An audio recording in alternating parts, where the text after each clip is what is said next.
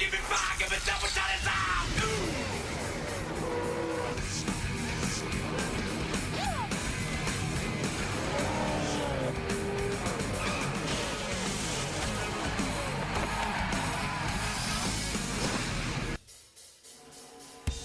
A year's waiting is just about to come to an end as the 2.5 miles beckon.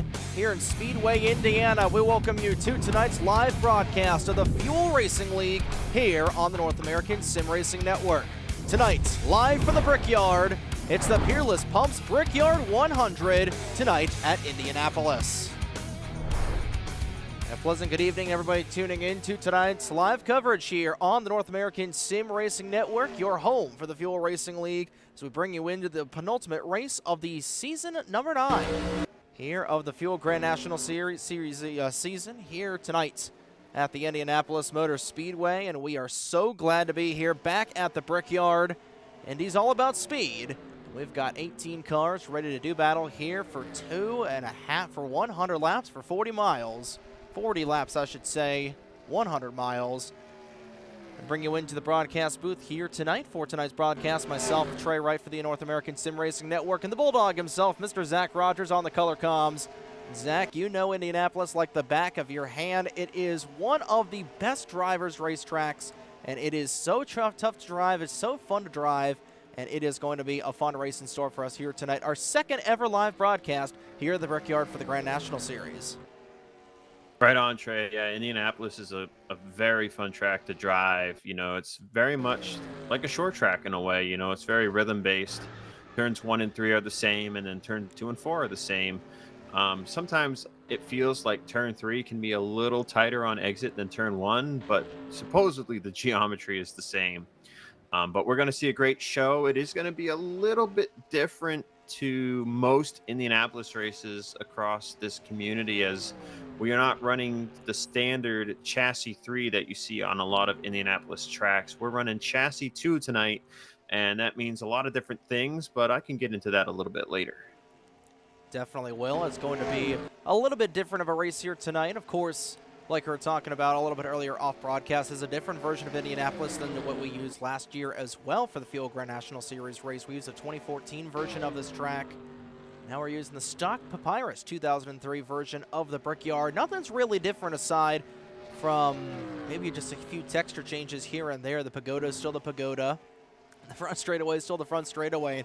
The yard of bricks is still the yard of bricks, but slightly different, like you're talking about. A slightly different chassis being used here today. That's tricking up a couple of guys here. But right now, Vincenzo Focusato, top of the boards in practice.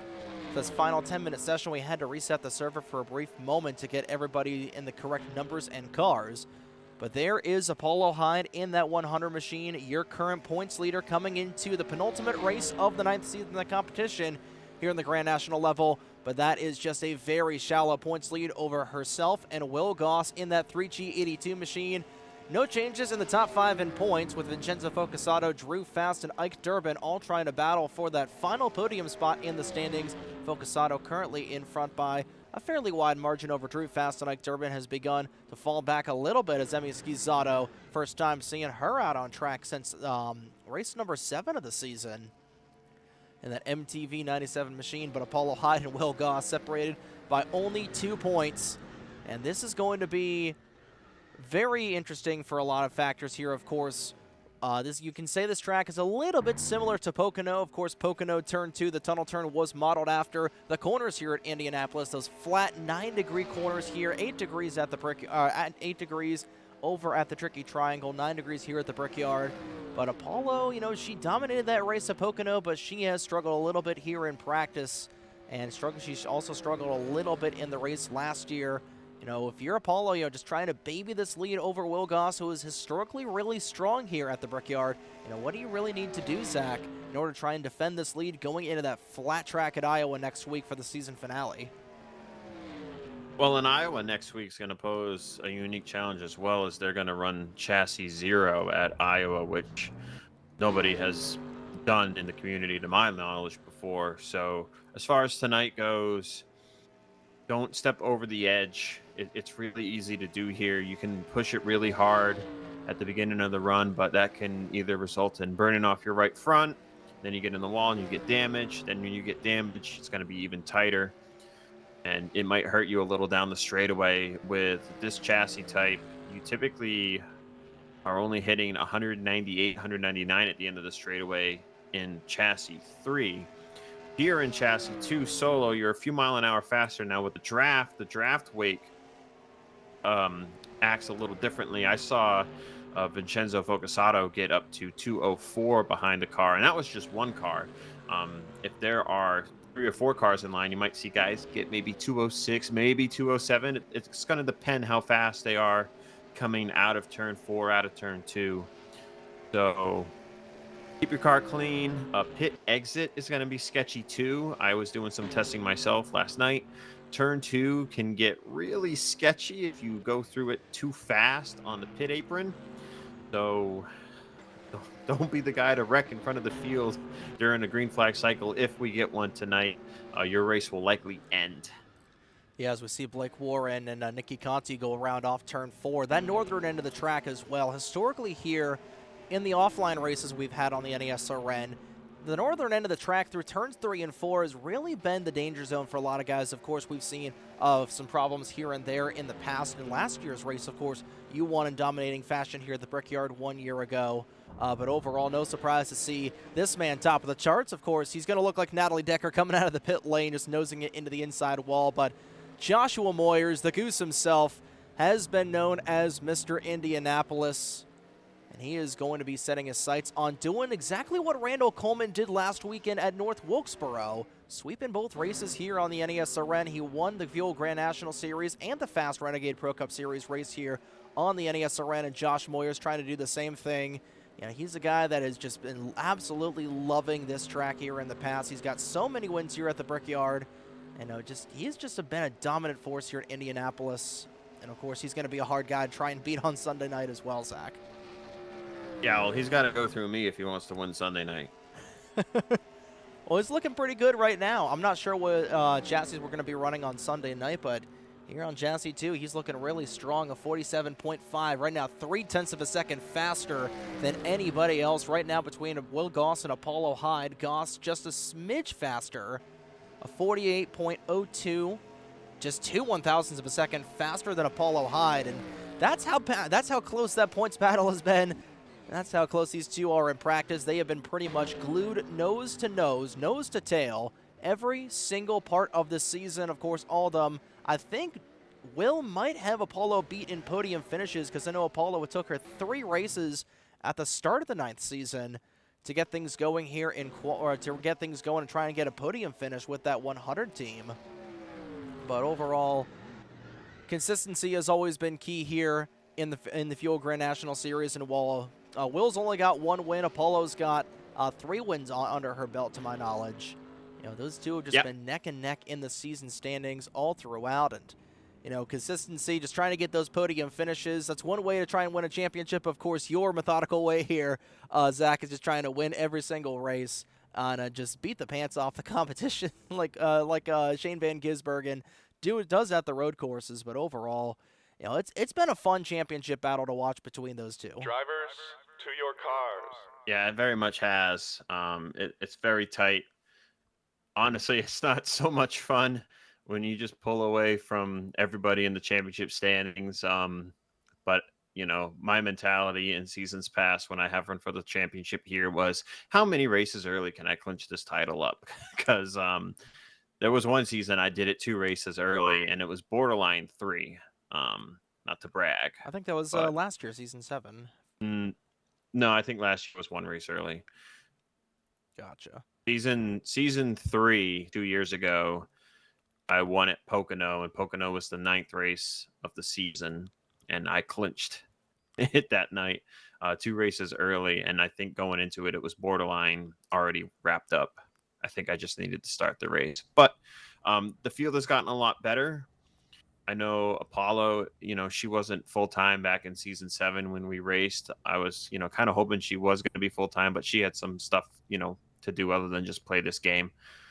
But she was on my bumper a lot last time I ran full-time over here. So she's, you know, doing the best she can here. She says the track's a little unconventional. to her setup techniques. Was talking to her in the garage during practice, and suggested some tips, and I think she employed maybe a few of them, but she's got a very unique driving style, and whatever she comes up with for her setups only work for her because of the way she runs on controller. Yeah, and she's one of the many drivers, one of the few drivers, I would say, that has been really successful on the controller here. Is Dane Stinson right now going to go to the top of the board along with R.J. Bishop. R.J. along with Blake Warren and Drew Fast, who got a podium finish in last night's race for the High Velocity Racing League Maverick race here at the Indianapolis Motor Speedway. So all three of those guys getting some prior reps here last night in the 80-lap race. Drew was able to finish third in a race that was dominated in the final last couple of laps by Keith Hughes. No surprise. Look at Chris Bowes running a 48.01, 1/1000th a second away from putting down a sub 48-second lap in Q. That was a blistering pace right there. Vincenzo Focasato, Mike Durbin, Drew Fast, and Dane Stinson, your top five right now, with about 90 seconds to go in qualifying. But wow, I wasn't expecting that lap there for that 10 car. I don't mean to be that guy, but they're still about half a second off. That is true.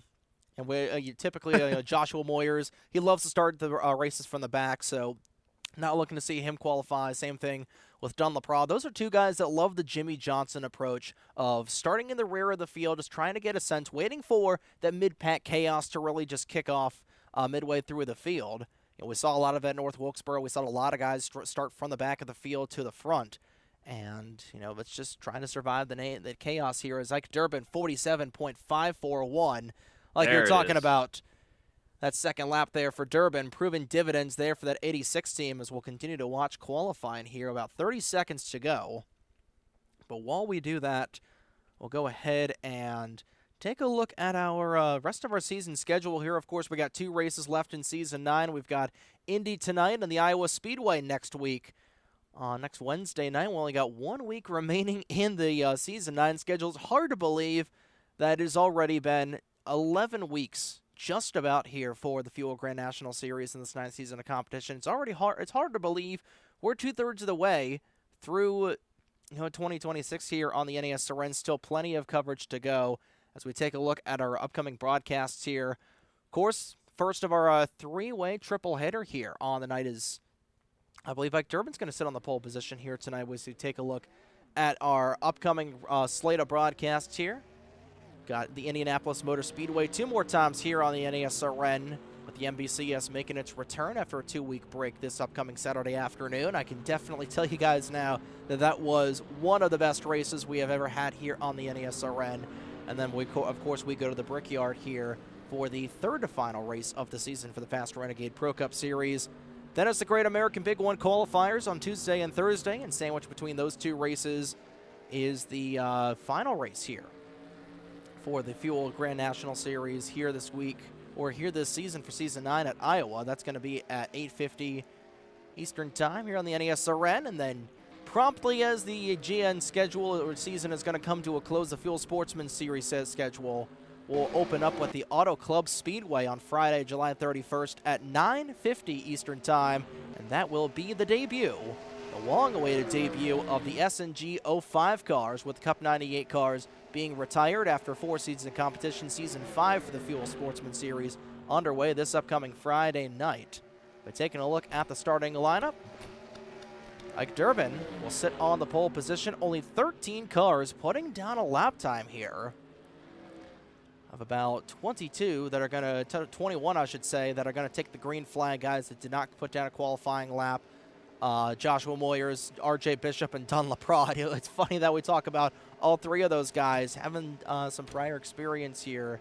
They're not going to put down any qualifying laps. Yeah, I had talked to Josh before practice went up, sent him my setups, and he said, I might just start from the back and have fun with that. But Josh usually at Fast, his MO is, if I don't get the pole, I'll just start in the back. That's just kind of the way he's been the last few years.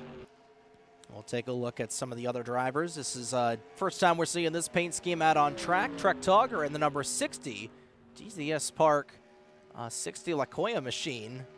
Very different paint scheme than what we're accustomed to seeing this 60 car. Of course, the Suburban Cowgirl Steakhouse, usually the primary sponsor on this Lacoya car.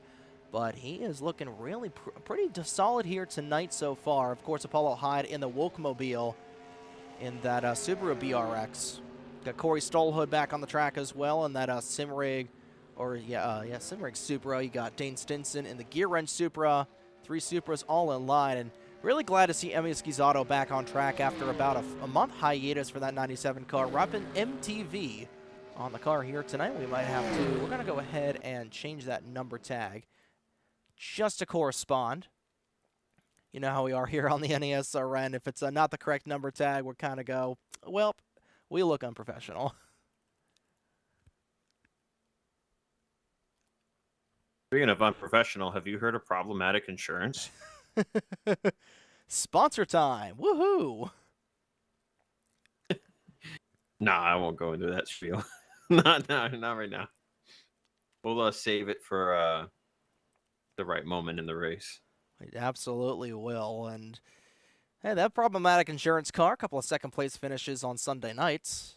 As Mini Minister, they're going to go around in turn 3, just trying to get this. Come on, let's get this 97 car. Where are you, Emmy? There you are. Black and blue. Nothing quite like it.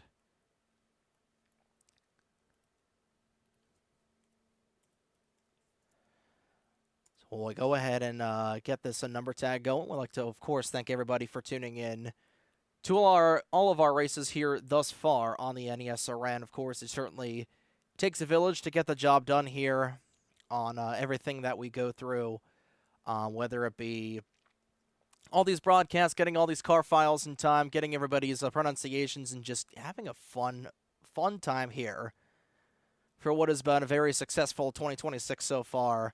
Drew Fast and Ace Racer are going to go around off turn 3. But overall, Zach, of course, Joshua Moyers is, I feel like, the obvious pick to go to victory lane here tonight. But who do you think is going to end up in victory lane here at the Brickyard here tonight after what's going to be a fantastic race? Well, I wouldn't count out Ike Durbin. He's on the pole. He set a blistering lap. Ike's another guy that I supplied my setups to, and he really likes the race setup. So if he can just keep it under him and not get spooked, not make a mistake, I think Ike Durbin can come home with a victory for his first win of the season here in the Fuel Grand National Series. Has Ike won a race yet in Fuel? I want to say he did, but I haven't looked at the all-time list in a minute. Well, that's what we're going to go ahead and check. I do believe he has winless in his career. He in fact is. All right. Well, tonight could be win number 2. Or 3, I don't know. I think probably 2 or 3. I would have to guess. In Fuel, he's won maybe 2 races in Sportsman. He's winless in Grand National so far. Only 19 winners in Grand National. As Genzo and Ike speak of the devil. That's probably my fault. So. Well, you've also won. My fault. You've also won 37 of the just over 100 races we've had here. I don't. If this doesn't sum up Grand National, then Genzo Focusato riding the attenuator across the yard of bricks. That's how you know we're going to have a fun race tonight here, folks, is when we've got cars straddling the attenuator. We're ready to go racing, I feel like. Oh, it's going to be a fun night tonight with 2 seconds remaining here in happy hour, and that will go ahead and do it.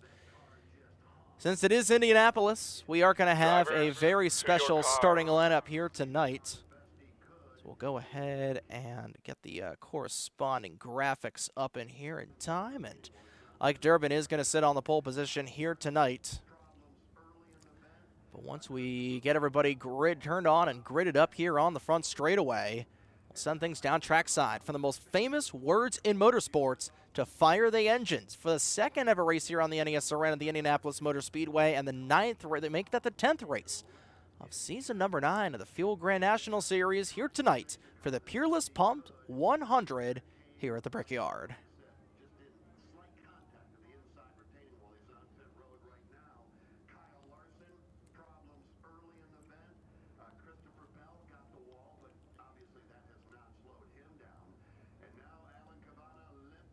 Drivers, start your engines! 42, rather make that 20 cars. 21 cars line up on the grid here at Indianapolis, and we are ready to roll off here as Ike Durbin. That Dark Matter Coffee number 86 Mazda will lead the field to the green flag. Starting beside him, the number 10 of Chris Bose in that 711 Chevrolet. They make up row number 1. Row number 2, the 2 championship battling drivers. Actually, it's going to be Will Goss is going to be starting in 4th, and Vincenzo Focusato will be on the inside of row number 2 there in that Momo Mazda Millennium Autosport, starting 1 and 3rd. 1st and 3rd on the grid here tonight, and Will Goss in that 3G number 82 machine, the Ohioan, will start on the outside of row number 2. Dane Stinson in Harrisburg, Pennsylvania's Apollo Hyde will make up the starting 6 here tonight. Hyde looking for win number 4 on the season. Stinson looking for win number 1. Trek Talker, great qualifying run for him in that 60 machine. He'll start to the inside of row number 4 with Ace Racer in the Dance Dance Revolution Supra on the outside of the 4th row. Making up row number 5 here tonight. It's going to be Nikki Conti in the Gab Stats number 85 Ford Mustang. Happy early birthday, the Gab. It's going to be your birthday tomorrow, and they're going to have Yahir Alvarado to the inside of them in that 71 machine to round out the top 10. Looking back through here on the grid, Blake Warren in the 83, 97 of Emi Schizzato, Mini Minister, Corey Stallhood, Tyler Stallhood, Corbin Wentz, RJ Bishop, Crystal Bennett, Dunlap Rod, Joshua Moyers, and Drew Fast, the 21 cars. It'll start here on the 2.5 miles of the Brickyard. Indianapolis is all about speed. It's all about being on the edge of control. We are so glad to be back home once again in Indiana all weekend long here on the NESRN. A couple of drivers that went to the Indianapolis 500 starting on the inside of a couple of rows here as the pace car is down the pit lane. Here we go. 100 miles going on the board here at the Brickyard. And Ike Durbin looking to lead them through the slower restart zone and looking to take the green flag. There it is, waving in the air. Let's go racing once again here in the Hoosier State.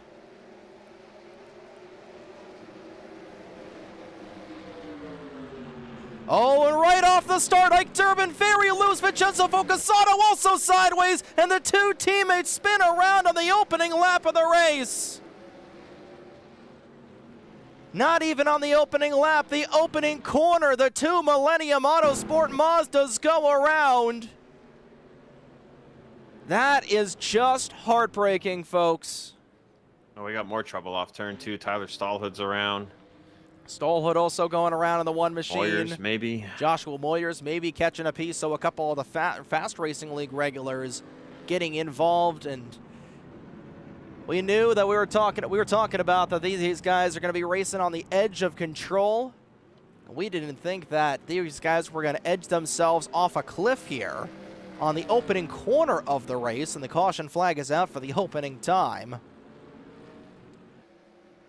Well, that is one way to start the race, Zach. Yeah, well, it's actually kind of funny because I sent Ike a message in the game going into turn 3, watch the cold tires in turn 1. And sure enough, we looped right around on him. He hit the paint line there in turn 1 and just slid out from him. But he didn't hit anything. No one hit him. Vincenzo barely got into him there, so should be fine. Just need to put 4 tires on it, rebound, and just got to watch it. I think turn 1 is going to be a trouble spot. It's the chassis difference, honestly. Cold tires in the even in chassis 3 can be pretty sketchy, but chassis 2, there's just a little less downforce when the tires are cold. So we're going to have guys have to watch it. I think I saw there Tyler Stallhood got loose as well going through turn 2. So yeah, he spun around. The rear end. Right in front of Dunlap Rod. And nowhere for Joshua Moyers to go. He and Drew Fast got collected. And Drew almost got himself cold clocked by the 1 machine. Oh, my Lord. Yeah, the rear end of the car just doesn't have the grip that it needs when the tires are cold. So we're going to be seeing that, I think, throughout the night. We'll get one more look at what happened here. And I saw Ike going sideways, and he almost had that car saved. Yeah, here Alvarado also got in the wall, so I feel like that also, he and Mini Minister made some contact, so that's what ultimately made that a multi, I think. Because ultimately, if those two didn't make contact, you've got the 2 Millennium Autosport cars going around. I feel like they probably would have just, they would have ended up just not creating a yellow flag. Oh, yeah, it boy. looked like Tyler spun out, and then I don't know what, maybe he was thinking guys were going to be coming low, so it looked like he intentionally didn't hold the brake on purpose, and he just let it go right up the track, but someone happened to be there and made contact with him, and I think I saw Apollo shoot through the caution. So we'll follow along with Ike Durbin in that Dark Matter Coffee Mazda, and they're a little bit unfortunate for driver. That's their home track here tonight, if I'm not mistaken. I wanted to mention that in the intro, but I wasn't sure if they were from Illinois, if or Ike is from Illinois or Indiana. I always get the two mixed up, and he's going to lose quite a bit of time on pit lane. Most of the drivers look like they're going to be taking 2 tires. And Ike's finally going to come back out on track as we get a great wide shot of the Indianapolis Motor Speedway here tonight. Chris Bowe is going to lead us back through the slower restart zone. And we'll go ahead and confirm that, I wish we got another, I wish kind of we had a server reset there for a second just to get that intro done once again, because this is a hometown track for Ike from Muncie, Indiana. And unfortunately, the Connor Daly of the field here tonight is going to spin on the opening corner of the race. And we're going to get one more caution lap here to get everybody gridded up on the back straightaway. But a couple of big movers from the initial start of the race. You know, Wogoss started on the outside of row 2. He's moved up a couple of spots. Same thing with Apollo High. And how about Emi Schizzato moving up quite a few spots as well, taking advantage of driving through the chaos in that Rafaela and Emmy Motorsports REM 97 car. Haven't seen Rafaela Sorensen on track in quite some time. Of course, both those two taking a little bit of a break, but it's really glad to see Emmy back here. She's always very successful at these types of tracks. Normally a road course specialist, but, you know, with how flat Indianapolis and how technical Indianapolis can be, it almost races a little bit like a road course. And of course, Zach, I know you are one of the undisputed kings of the road courses, as we got... Somebody was back through here. Corey Stallhood, I think. Oh, got ran into by here Alvarado, and they're pacing here. Oh, he just accelerated right into him. What in the world? And that is why we pretend that there is an egg underneath the accelerator, ladies and gentlemen. You hear Alvarado moving up. He fell back a little bit. He started in the 10th position of this race. Just want to double check. He did... No, it's happy hour. He started in 10th for Yahir Alvarado. So we're double filed and gridded up here once again, going down the back straightaway. And we didn't get a chance to look at the track itself here at Indianapolis. 2.5 miles. They don't call it the Brickyard for no reason. Mostly because, hey, it was shaped like a brick a little bit here. If you look at it from a top-down view, one of the many reasons called the Brickyard. But 4 identical corners, all of them banked at 9 degrees. We can get the graphic up. Of course, we're having problems with the graphic because OBS loves being OBS. What else is new? There we go. Got 40 more laps. Will be 36 to go once we take the green flag. We're going to be expecting about a tire run or fuel run about 18 to 20 laps, but tire wear is going to definitely mean a lot here. Of course, you were testing a little bit pre-race, Zach. And tire wear, you know, about a second to a second and a half of fall off. Of course, some of these drivers like to push it a little bit more, so we'll probably see maybe about 2 seconds of fall off if we get a full tire run. I don't know about 2 seconds. I think it's a second a fall off if you take care of your stuff, and I think it's a second and a half if you don't take care of your stuff and your setup leans towards pushing off the right front. If you can get, if these guys have their cars set up to where it's more even across the right front and the right rear, they should only have about a second of fall off. Well, Chris Bowes is the leader. Depends how much they push it here. Great jump for Will Goss on the restart. Goss on the outside lane. Green flag back out in the air as you get the crowd shot here. 3 wide going into turn 1. And will they survive turn 1? They might. Bose on the inside of Dane Stinson. Stinson trying to ride that outside lane, and Goss will shoot to the race lead. Apollo Hyde looking for third underneath the 20 of Stinson. Oh, Emmy Schizzato, a great catch there of the 97. That thing was wrecking loose. She's able to catch that Mustang pony just off the corner, and she's able to hold on to the 5th spot right now. Stinson will fall back into 4th, and they'll fall in line going into the North Chute. Corey Stolhood, he overdrove the track, turn 3, way too high up the corner. Ace Racer trying to make some evasive maneuvers, and we've got an absolute hornet's nest, and around goes Corey Stolhood. He's going to collect Mini Minister. RJ Bishop's going to just get a barely piece of it. Corbin Wentz will drive on by, but caution number 2 on the speedway here at the speedway. And unfortunately, we saw that right from the origins. Corey Stolhood overdrive in turn 3, heated up the tires a little bit and just had no grip going into 4, and Mini Minister, probably the 3rd time with this season we've seen that 22 car a hard shot as an innocent bystander, and for moderate damage, that is a heavily damaged Ford Mustang. Yeah, I saw a lot of cars that looked a little wiggly and out of control there on the restart, which is to be expected with cold tires. Of course, some drivers did not pit. They really only went 1 or 2 corners there, though, on the jump, so they didn't have a lot of really. Typically on the game, if you run like 2 laps and you have heat cycle tires, and you might only have like 5% wear, when the tires are cold again, it feels like 3 times tighter. We saw that into that 3rd turn. That 45 car just did not turn whatsoever. Unfortunately, it looks like he is going to be puttering back out on track.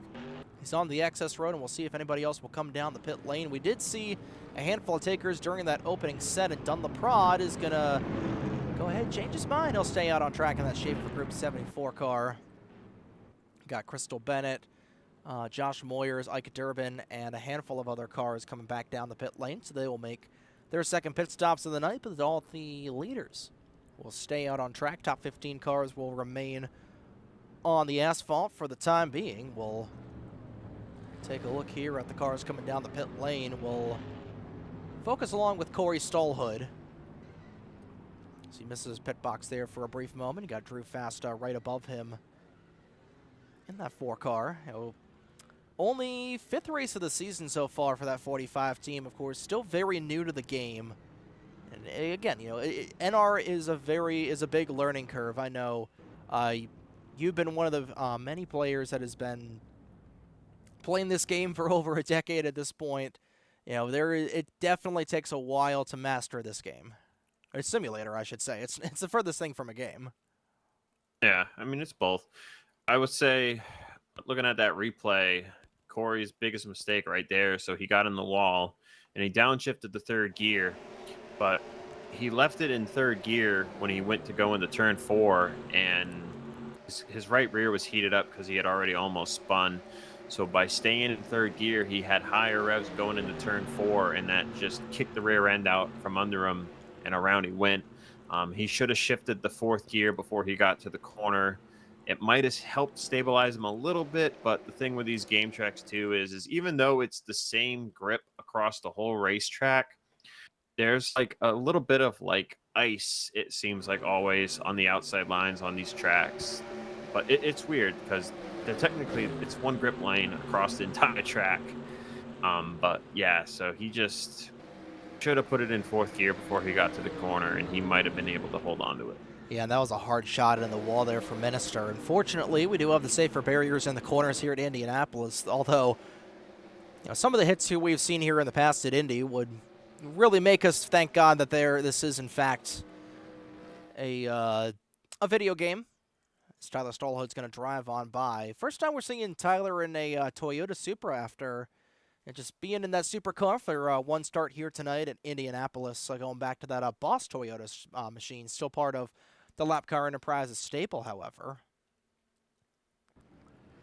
Yeah, you want to talk about thinking the safer barriers. I was testing last night, and I clipped the paint line in turn 2 a little too much about halfway through my run.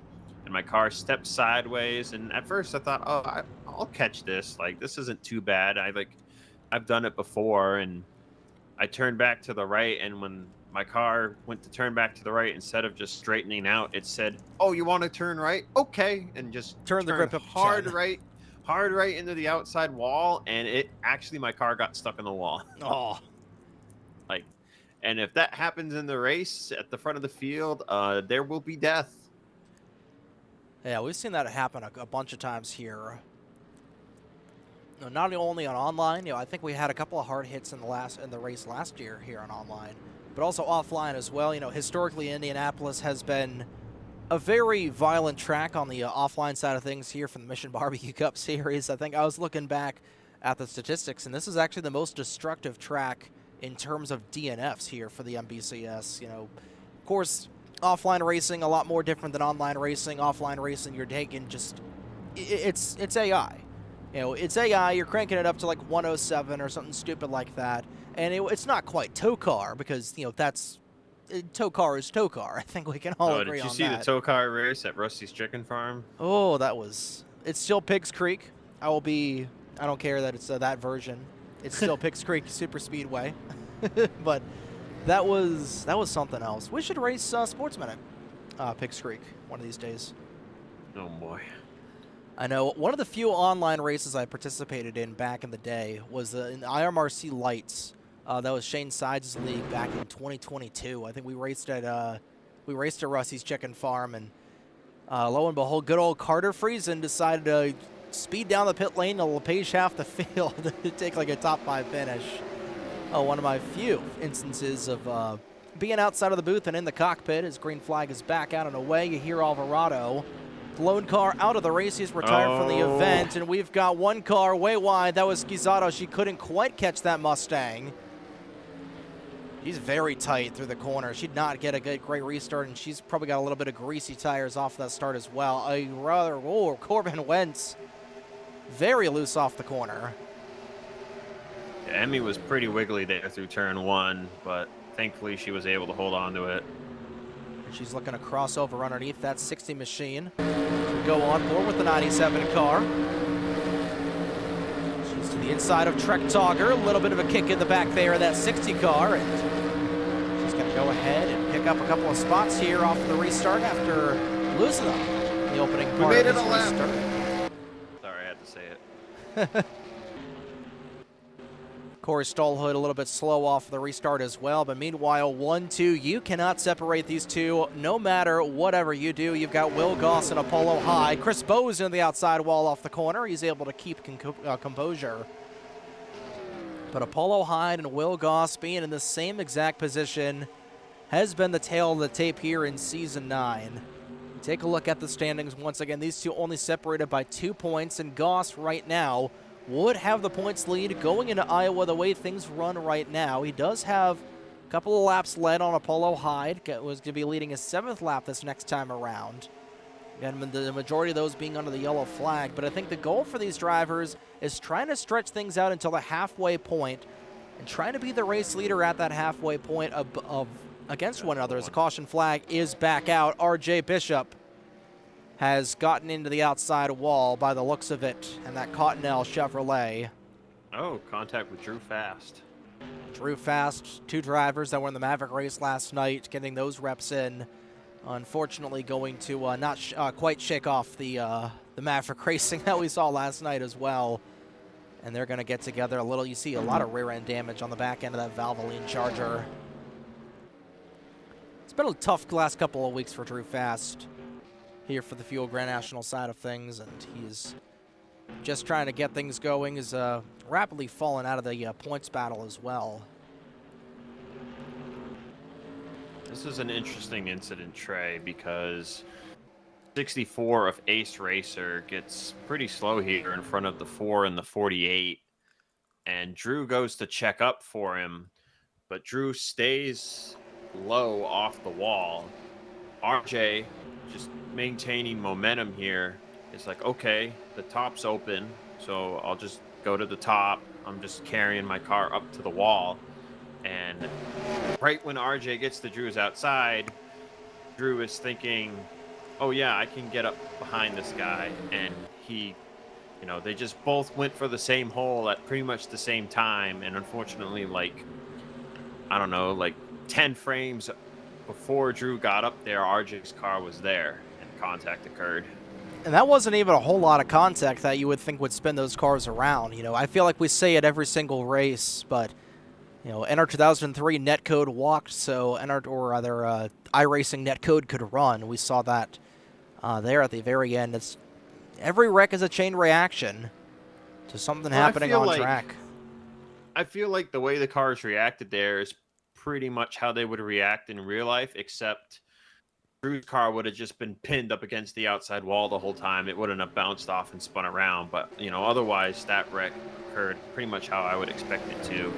And I think when the safer barrier comes back at the start of turn 4, and that's why Drew's car gets launched up a little bit, because NR is a little weird with like certain wall types and stuff like that. Yeah, I'd say those guys are pretty lucky that they didn't end up in the wall there, just how it juts out. And RJ, he's lucky he didn't end up in the attenuator to completely junk that car.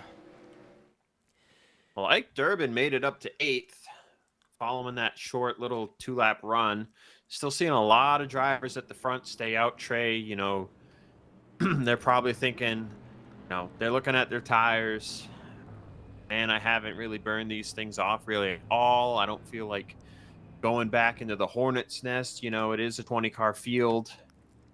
Was 21-car field. We lost Alvarado already, but 20-car field. So, you know, track position is very important here. So I think, you know, I think you hit the nail on the head. A lot of drivers are probably at this point, with how the pace of the race is developing, they are thinking, I'm going to get to lap 20. I can then now pit. And then if the race keeps playing out like this, I don't have to pit again because I'll be good on fuel. I feel like that's just the flippage of a strategy that these guys have been trying to play here. Bose will go to the inside. A lot of manufacturer diversity up in the front as well. Sorry to interrupt you, but while we're sitting here, I just realized I didn't know that fuel switched to team channels in a way. I just saw that. Yeah. New feature here. Unfortunately, it gets rid of the days of everybody was in the same channel. You got one guy. You get one guy streaming here. Yeah. You get one guy streaming the whole thing, and then you got. I go back to Dun LaPrade, him crashing out at Atlanta '97 back in was it March? Oh, yeah, that was already like 4 months ago at this point. The end of that race will not go back any further. You want to see just how that race ended. Go ahead and go watch the Prime Star 500 earlier on from Season 8. I think that was the second race of Season 8 here on the NESRN. It's hard to believe we're already 2/3 of the way through the season slate. We've got Sportsman back on the horizon. It feels like their season just ended. Of course, we've got a ton of action coming up for Sportsman as well. A ton of fun tracks. Got Auto Club. I think we got Daytona for Sportsman, if memory serves me right. We've got Hillside and Papyrus. So we've got a couple of the tracks from the NR2003 track map. Of course, both of them have been updated to feature some modern amenities. I don't want to brag, but yeah. Pit Road has been fixed. I actually uploaded the updated version to Stunod. Still got hacked and taken down. Which then I heard they were switching everything over to Stewie Racing, and then I think I heard Stewie Racing got hacked or is down too. I don't know. Joy. Speaking of getting hacked, a lot of people thought iRacing potentially got hacked today. You don't have to worry about that with NR2003. Yeah. Oh, that's what it was. Because my brother was complaining about that, and he was like, they're probably just doing maintenance. Darn, I can't spend 8 hours on my sim rig anymore. It's for good purposes, though. Of course, crew chief for the Rise Racing number 89 machine in the Arkham Menard series. They'll be racing at the Indianapolis Raceway Park this upcoming Friday. He and my dad are getting up at 5 o'clock in the morning. Well, actually, no, it's wheels up at 5 o'clock in the morning tomorrow to make the drive out to just outside of Speedway, Indiana. Yeah, I was looking at the weekend schedule yesterday. I believe ARCA is at What is that at 5 5 p.m. o'clock on race time? Friday. Yep, because truck race is at 8. And that is going to be interesting. I think 38 cars in the ARCA field. They can only run 34 at IRP, so we're going to have a handful that go home. It's a combined East race, so it's going to have its fair share of issues and terrorists, if you will. If you know, you know. But that's, of course, then. This is now. And the pace car is back down the pit lane. 6 laps to go until the halfway point here in case you're just tuning in. First and foremost, thank you for tuning in to the Peerless Pump. Brickyard 100 here at the Indianapolis Motor Speedway. And the points leader, Will Goss, right now, the way things run, getting another great launch off the inside lane. That's going to open up the door for Dane Stinson as we're back through the gearbox here on lap 15 of the night.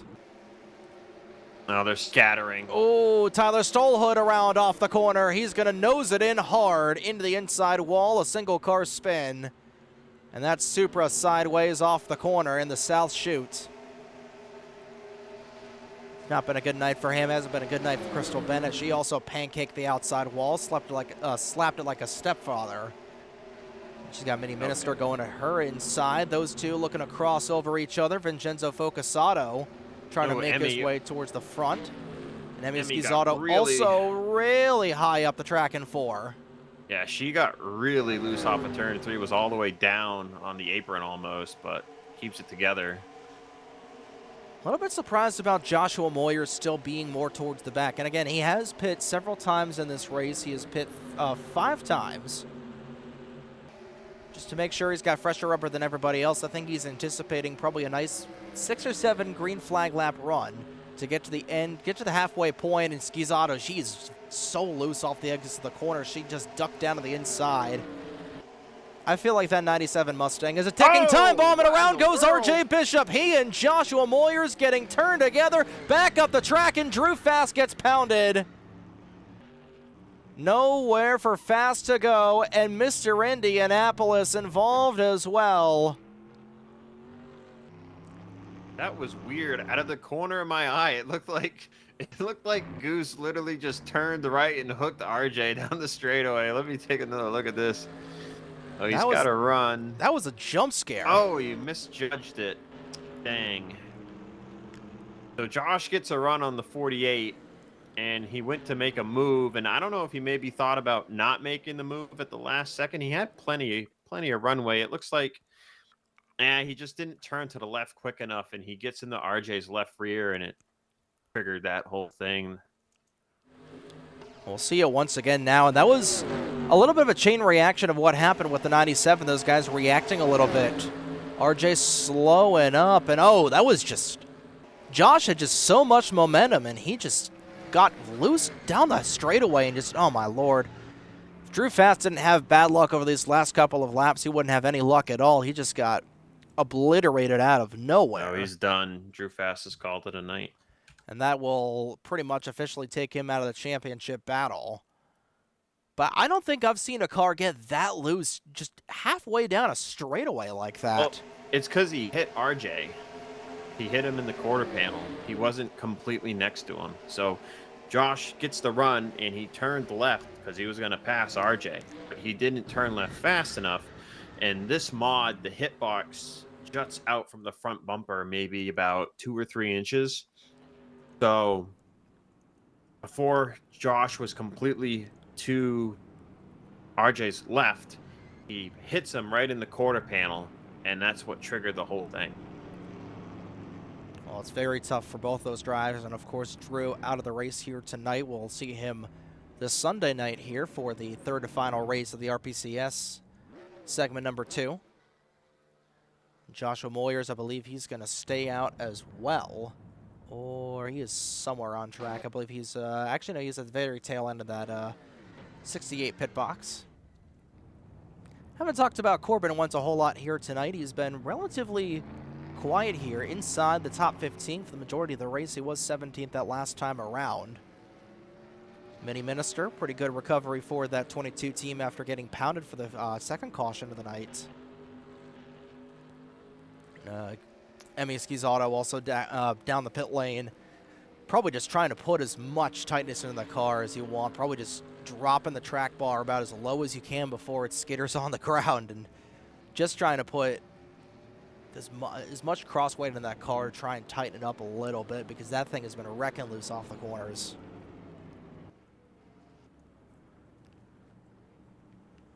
I'm just taking a look here at our front runners and just verifying who has and who hasn't pit. Okay, the top 3 have not pit at all. Top 4 have not pit. Will Goss, Apollo Hyde, Dane Stinson, and Blake Warren have not come down the pit lane. Corey Stallhood's come twice. Ike Durbin, who's up to 6 right now, he's come down 4 times. Vincenzo Focusato's come down twice. Now. I think we've got back up to the field. 8 cars. Yeah, 8 cars that have not come down the pit lane, and the 20 cars still out on track. That's the beauty of GNL TV on the yeah, I was going to say, I monitor. think I've heard that it does that, yeah.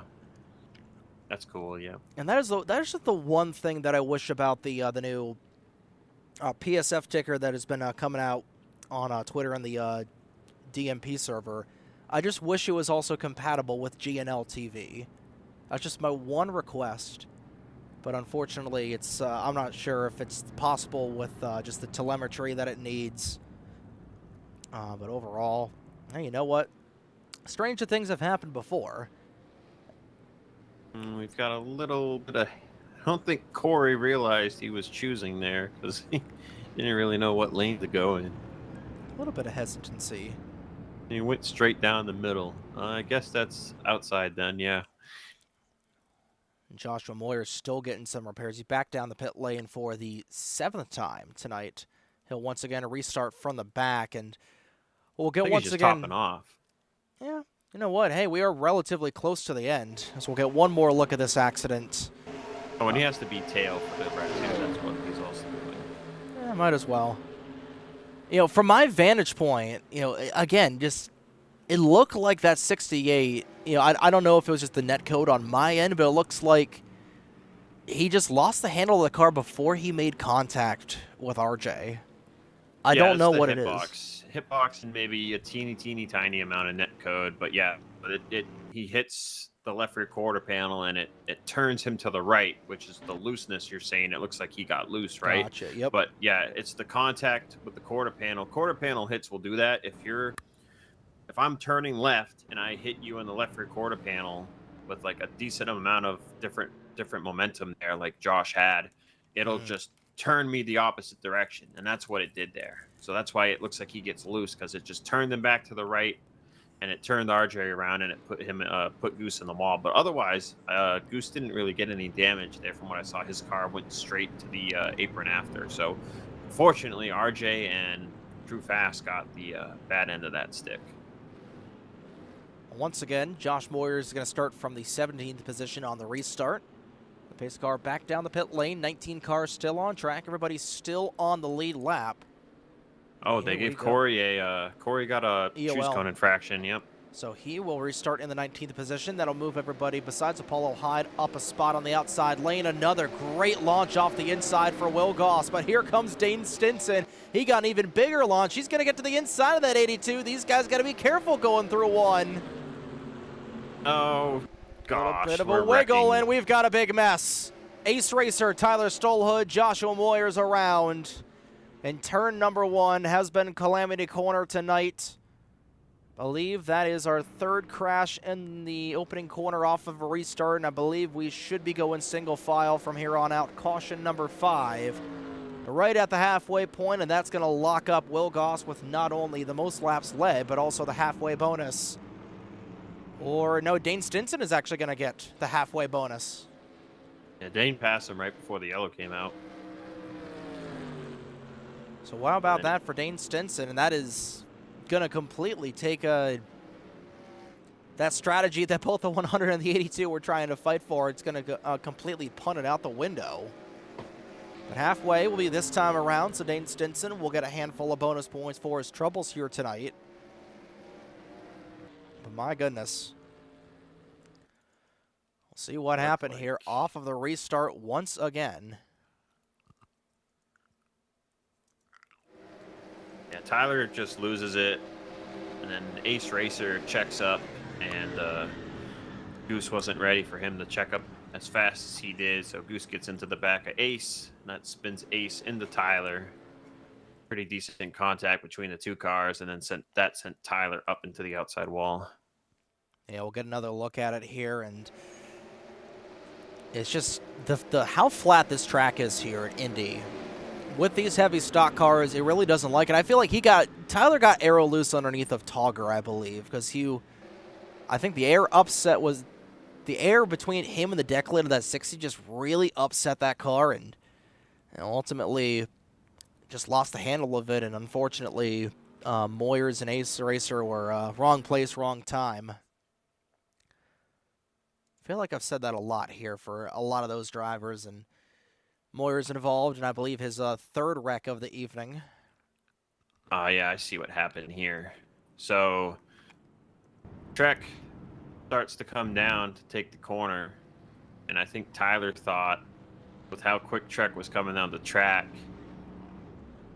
that he might keep coming down to take the lane. So Tyler completely lifts out of the throttle, and with the cold tires, the rear end just snapped. Well, Will Goss, he's going to take fuel only in the 82, and he is going to come off the pit lane in second.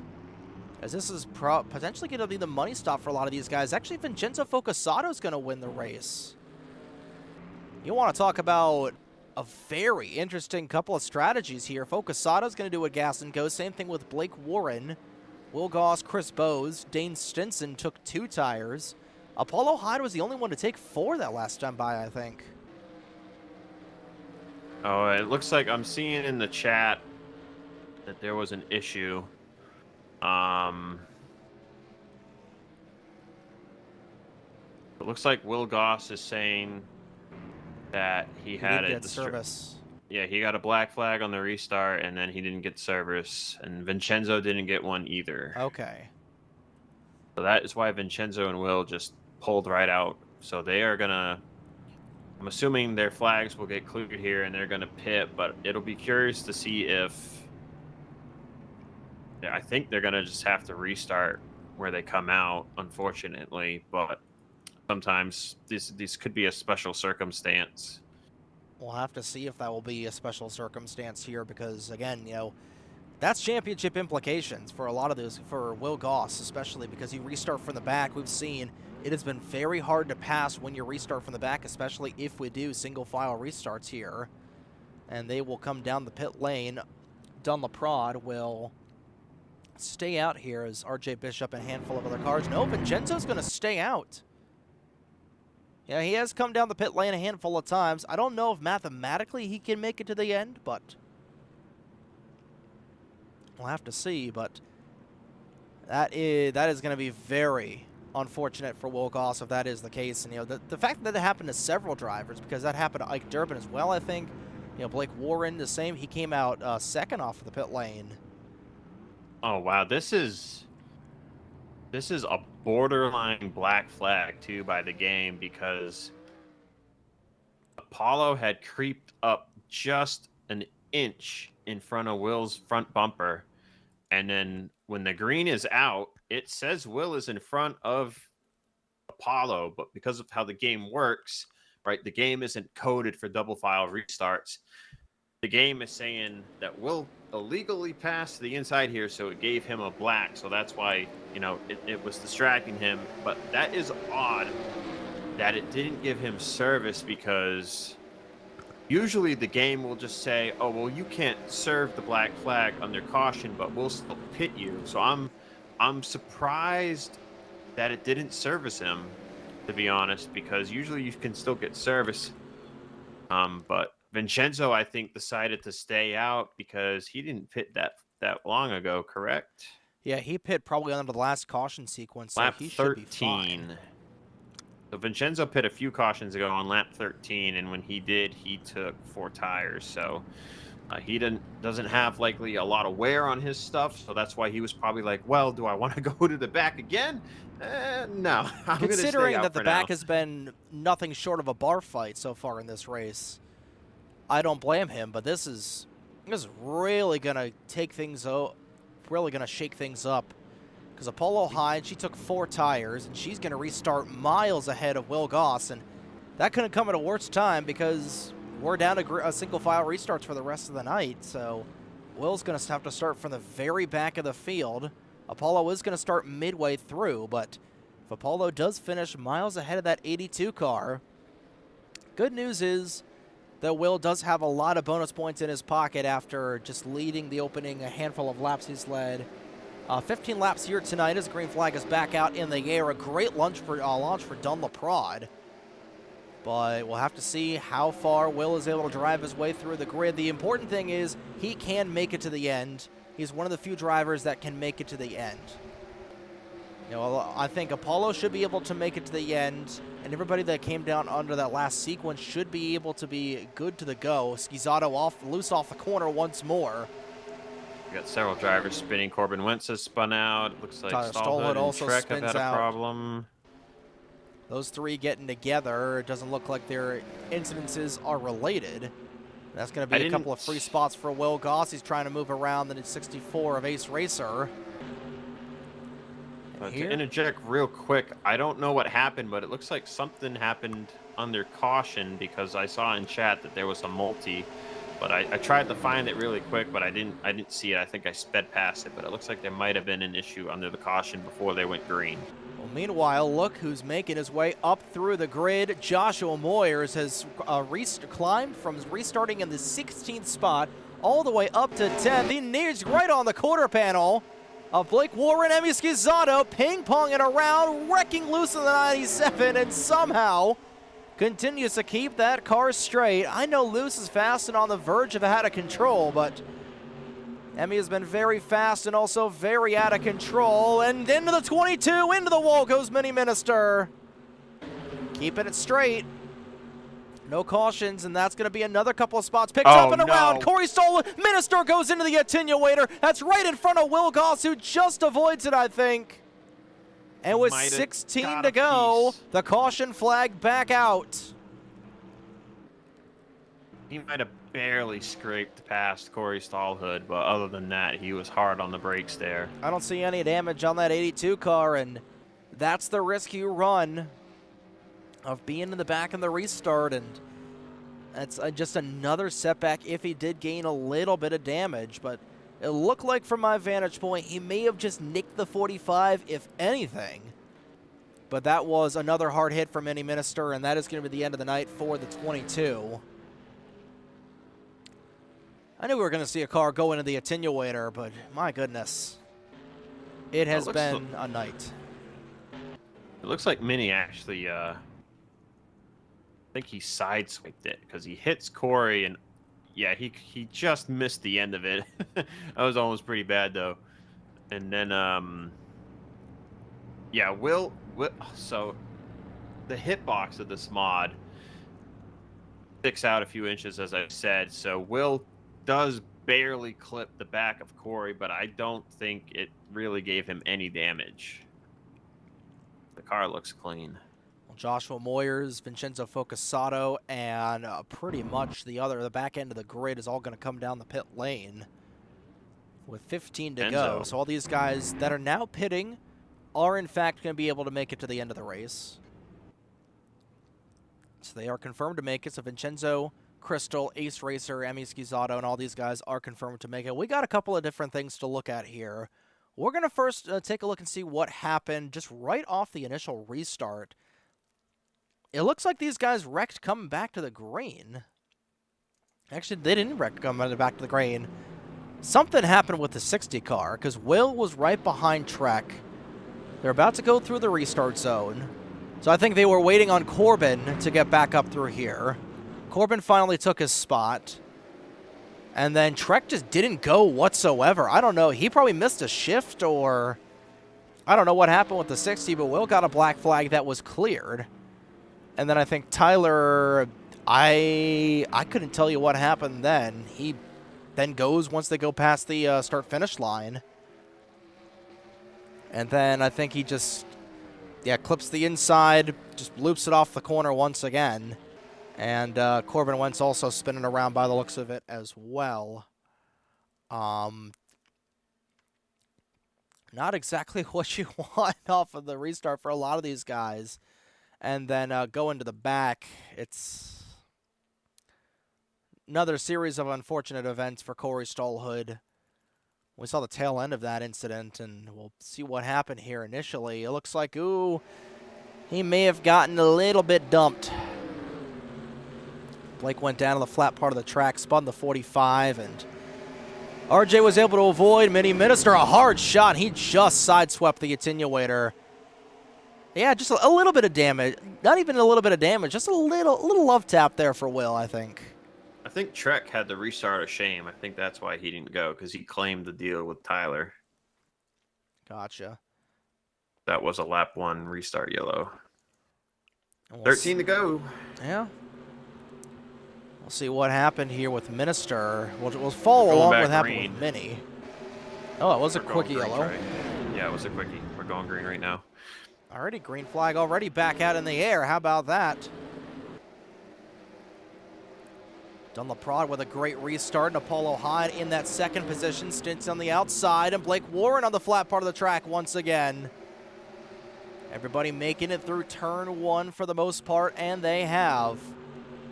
You got these guys back in here, all came down the pit lane with 14 to go. They can mathematically make it to the end here. The question is, will we get another caution flag before the point of no return? Paulo right behind Dunlop.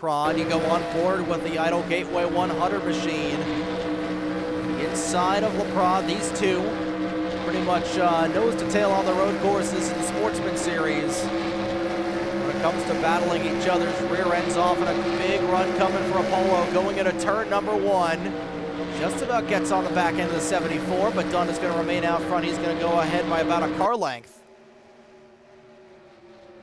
Another big shoving coming here for Apollo. Ike's around off of turn 1. Durbin around, the Indiana native spinning off turn 1. Another tough break for him for the pole sitter. And the caution flag is back out. So I believe that was a multi, and the yellow flag will remain out, and that absolutely saved Dunloprod's bacon. It looks like Corbin Wentz has some damage in the 11. I think he and Ike may have both gotten together. I don't see any contact.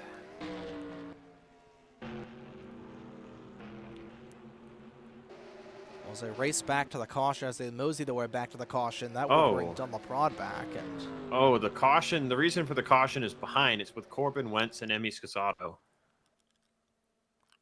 Squeezato. There we go. We'll see what happened here. Emmy gets loose in the 1 and just goes right up and took out Corbin. Nowhere to go. So 1 or 2, I think. Because here's Corbin. I think this may have been the next lap, actually.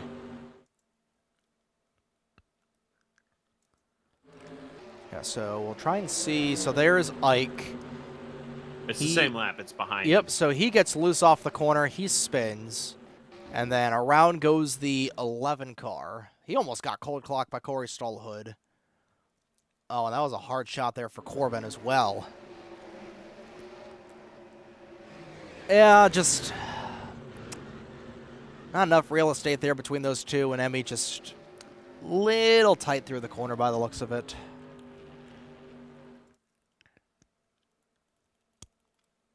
Yeah, it looked like she just kind of wiggled her way into the corner and it went up the track. Yeah, actually, yeah, she was. You could see the back end sliding here. She's been very loose, like every corner, not even just on the restarts. Her car looks very unstable. I want to say she's on controller, but I don't know for sure. I'm pretty sure she's on a wheel, if memory serves me right.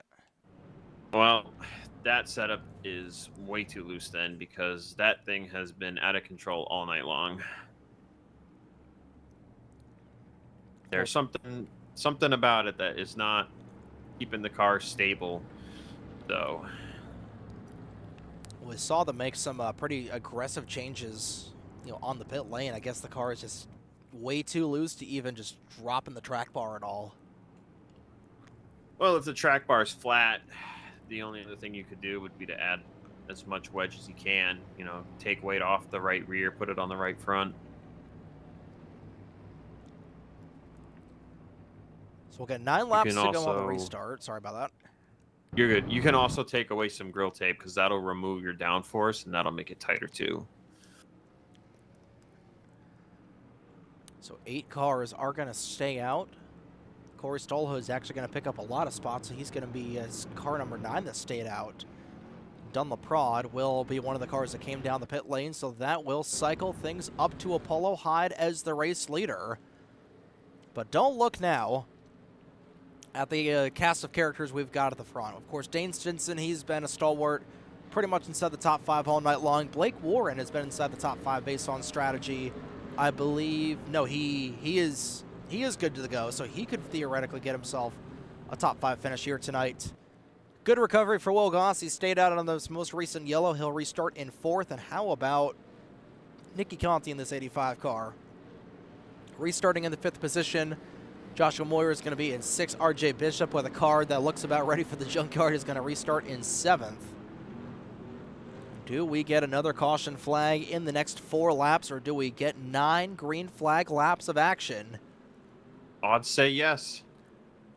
Go ahead and figure things out here with Hyde in as the control car. Single file for the remainder of the race. Hyde, Stinson, Warren, Goss, Conti, the top 5. Back to the gearbox we go. A great restart for Stinson, giving the 100 a big shove.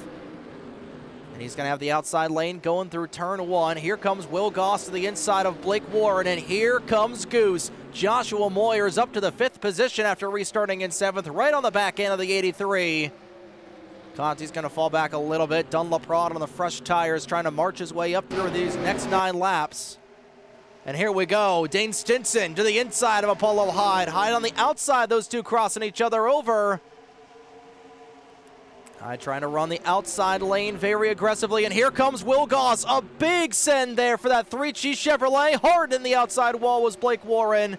He's able to save it. And Dunlop beaming his way up through the inside, making hay on the lower line. He's already back inside the top 6. Dane Stinson trying to break the draft a little bit there down the front straightaway. Here comes Will Goss to the inside of Hyde into turn 1. Goss to the low side of Apollo. These two in this staunch championship battle. The way things run right now, Will Goss and Apollo Hyde would be separated by about 5 points going into the season finale next week at Iowa. Here comes Moyers. He has been a ticking time bomb, or rather he has been potential energy all tonight, I should say. Is to the inside of the 82. And Moyers trying to set himself up for a great run on Sunday night here at the Brickyard.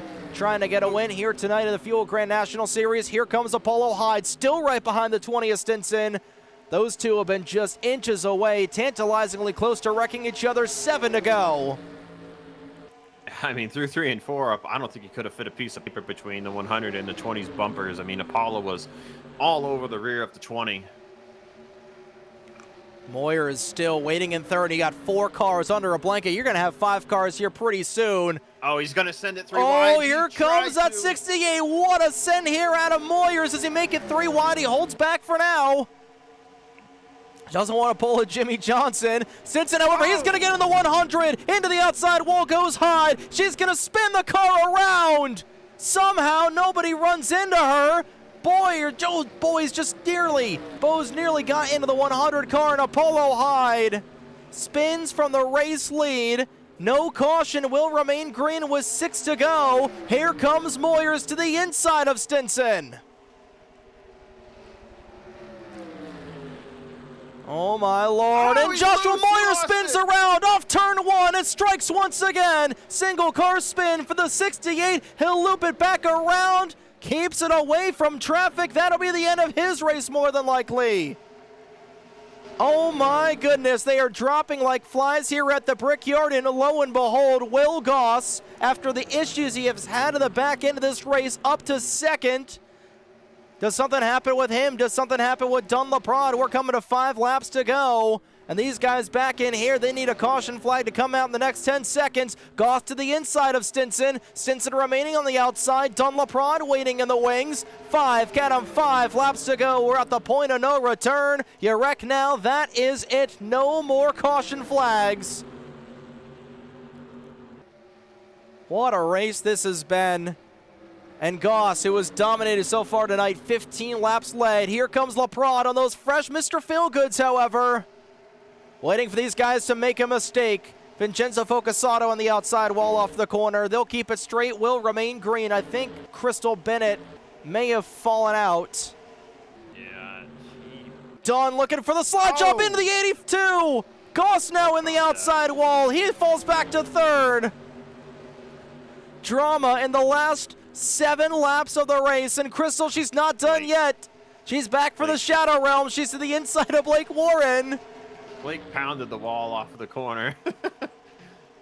4 laps to go, and this is the beauty of green flag racing, when there is just nothing separating you. Oh, Crystal got super loose underneath the Blake, and how about Chris Bowes? Still in this. They're starting on the outside pole here tonight. Oh, my Lord. And Apollo Hyde has also recovered relatively well. She's up to 8th, right behind the 37 of Focasato. And all this, lo and behold, all this happened behind Dane Stinson. Apollo did get to the inside of him for a brief moment, but she went around. Then Joshua Moyers went around. Dunlop trying to get that second win of the season, and we've got some more contact. Crystal on the outside wall. That's going to be another spot picked up for Apollo. Dane's trying to block low. Dunn wasn't really having any of it. Laprade on those 4 fresh Goodyear tires right in the outside lane around the 20 car. Can he make it stick? He can. Yeah. Dane now looking for the crossover. Will looking for that second spot. And, you know, if I'm Will right now, you still got a pretty good spot over Apollo Hyde. As Stinson still down on the inside. Will Goss is going to go up to second now. I'm really thinking the wear and the handling is beginning to really go away from that 20 car, because he lost 2 positions and he is absolutely slow right now. And this is a really good battle for 5th Bruin back in here as well between Focasato, Bowes, and Warren. Warren just trying to hold on for his first top 5 of the season. Sticks high in the air, 2 laps to go. Dunlop will lead his 4th lap of the night, and Will Goss, who dominated the first half of this race, trying to get back up here. I think a lot of these guys, you know, they haven't, it didn't really look like anyone was really tire saving since the restart. So I think a lot of guys that had stayed out and had some older tires, I think their right front might be pretty cooked here. Blake Warren outside of the top 5. Vincenzo Focasato looking underneath of Chris Bowes for 4th, I should say. And like I was saying with Will, you don't want to push the envelopes too much here, because you are in a fantastic spot compared to Apollo right now. Apollo right now in 7th. You're in 2nd. If I'm Will, I'm thinking big picture, and I'm thinking of next week at Iowa. But if you're done, you're just trying to get to the end here. White flag in the air one more time around. What are we doing back here for Apollo 5th place? And Blake Warren, they're door slamming each other off the corner. Apollo just trying to get as many points as possible here in the late stages. Blake blocked her all the way down to the pit wall. He really wanted to keep the spot. And he's into the 86. Blake just trying to hold on here. And another great battle for 4th back in here, but back at the front, Will Goss. I think he's just realizing big picture. Another podium finish, that's all it's going to take. And Dunlop trying to survive the final corner, that flat turn 4. Goss going to Hail Mary it one more time. He's going to go up the racetrack, just hits the outside wall, but he's going to keep that 2nd spot off turn 4. Kissing the bricks today is going to be Dunlop, his 2nd win of the season. It comes at the Indianapolis Motor Speedway. Will Goss will get 2nd, and with that, he will get the points lead going into the final race of the segment. Dane Stinson will get 3rd, Chris Bowes 4th, Vincenzo Focasato will get 5th, and Apollo Hyde will get 6th after all of that. I need alcohol after that. Zach, that would need alcohol. I need a cigarette after that. That was absolutely something else.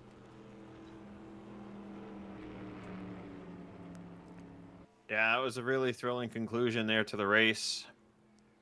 There was a lot of contact going on. Just guys really, just putting it all out on the line, racing it as hard as they could. And I couldn't really tell, but I want to say it seemed like the server might have had a little bit of netcode tonight, because there were times where drivers could be very close, and then there were other times where it was like if you got within 2 inches of somebody's door, it sent you up the track. So we saw that with Dane and Apollo, and then we also saw that, I think, with Dunn and Will. I'm actually going to go back and take a look at both of those. Well, this is what happened with Apollo and Dane. Dane. Side by side, going into turn 3. I think Dane went up the track and clipped the 100. Credit to Apollo. She did an incredible job of keeping that car out of traffic. She nearly got ran over by the 10. We'll take a look at Moyers' self-spin as well later on, but It looks like with Dane and Apollo, it looks like I really it think looks like Dane came up Apollo, the track. no, they're both turning in for the corner here.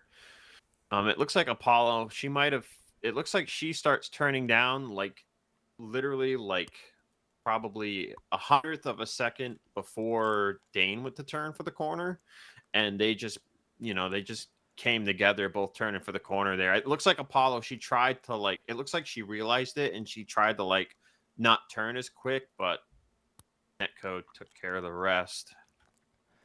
What have we said about netcode? It it walks that way iRacing could run.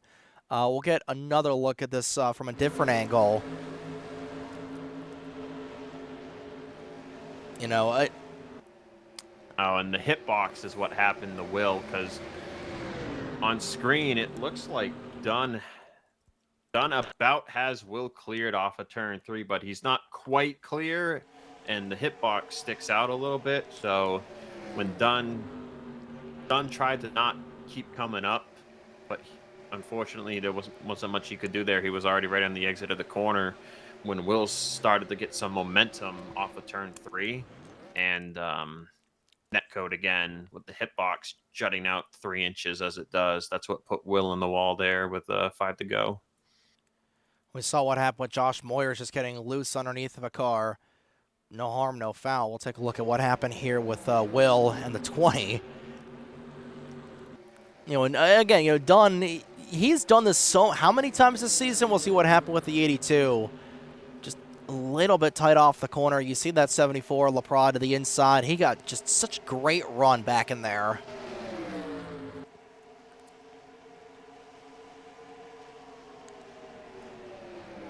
What a race. What a finish. That's ultimately what I love, and you see Will that netcode just puts him in the outside. Well, fortunately, he was able to get second because the handling completely went away on that gear wrench 20. We'll talk with Dane. He'll be one of the 3 guys we'll interview here in just a few moments, but my goodness gracious, you could not ask for a better string of finishes than what we've had here in the Fuel Grand National Series over the last month or so. It's certainly been something, Zach. Yeah, it was a very good finish. We borderline had one more caution there when Apollo went around, but her car only got to about 75, 80 degrees around, and then the wall straightened her out, which I'm sure she was like, I wish the wall was a little further out, because then I would have been around, and sure, I would have been at the back, but the field would have been stacked back up, and she could have got new tires and gone after it. But she did the best she could, and on the Iowa. Yeah, and that's going to be tough. We'll have to see exactly what the margin of victory or the margin is going to be between those drivers at the Iowa Speedway. It's certainly going to be something, that is for sure.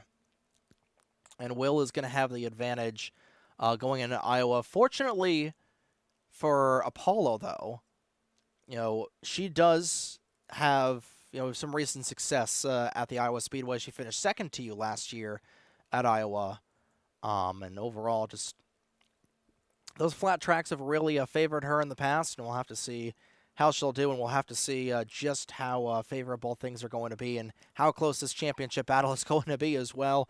But we're going to take a quick timeout. We're going to take a quick breather after those enthralling final 9 laps here at the Indianapolis Motor Speedway. And when we come back, you're going to hear from Dane Stinson, Will Goss, and Don LaPrade for the post-race interview segment here for tonight's broadcast of the Peerless Pumps 100 here at the Brickyard after an incredible race at the Indianapolis Motor Speedway for the penultimate race of the season for the Fuel Grand National Series. We'll be back in just a moment.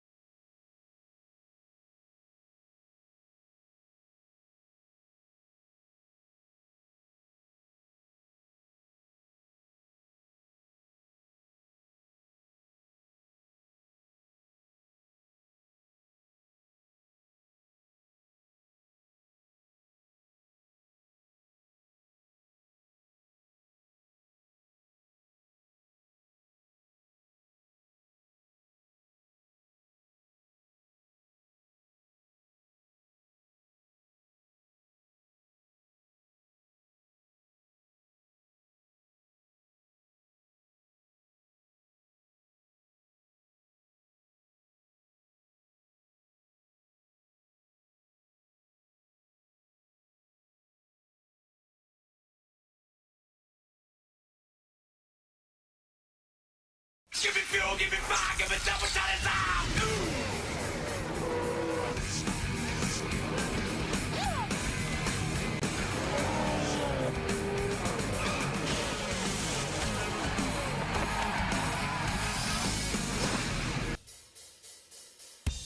Yet another enthralling finish to the race here at the Indianapolis Motor Speedway has concluded. Our penultimate race of the season has wrapped up here on the NASRN for the Fuel Grand National Series season number 9, with Don LaPrade taking the victory here in the Peerless Pump Brickyard 100. Trey Wright and Zach Rogers on the call. And Zach, that was certainly a way to end the race.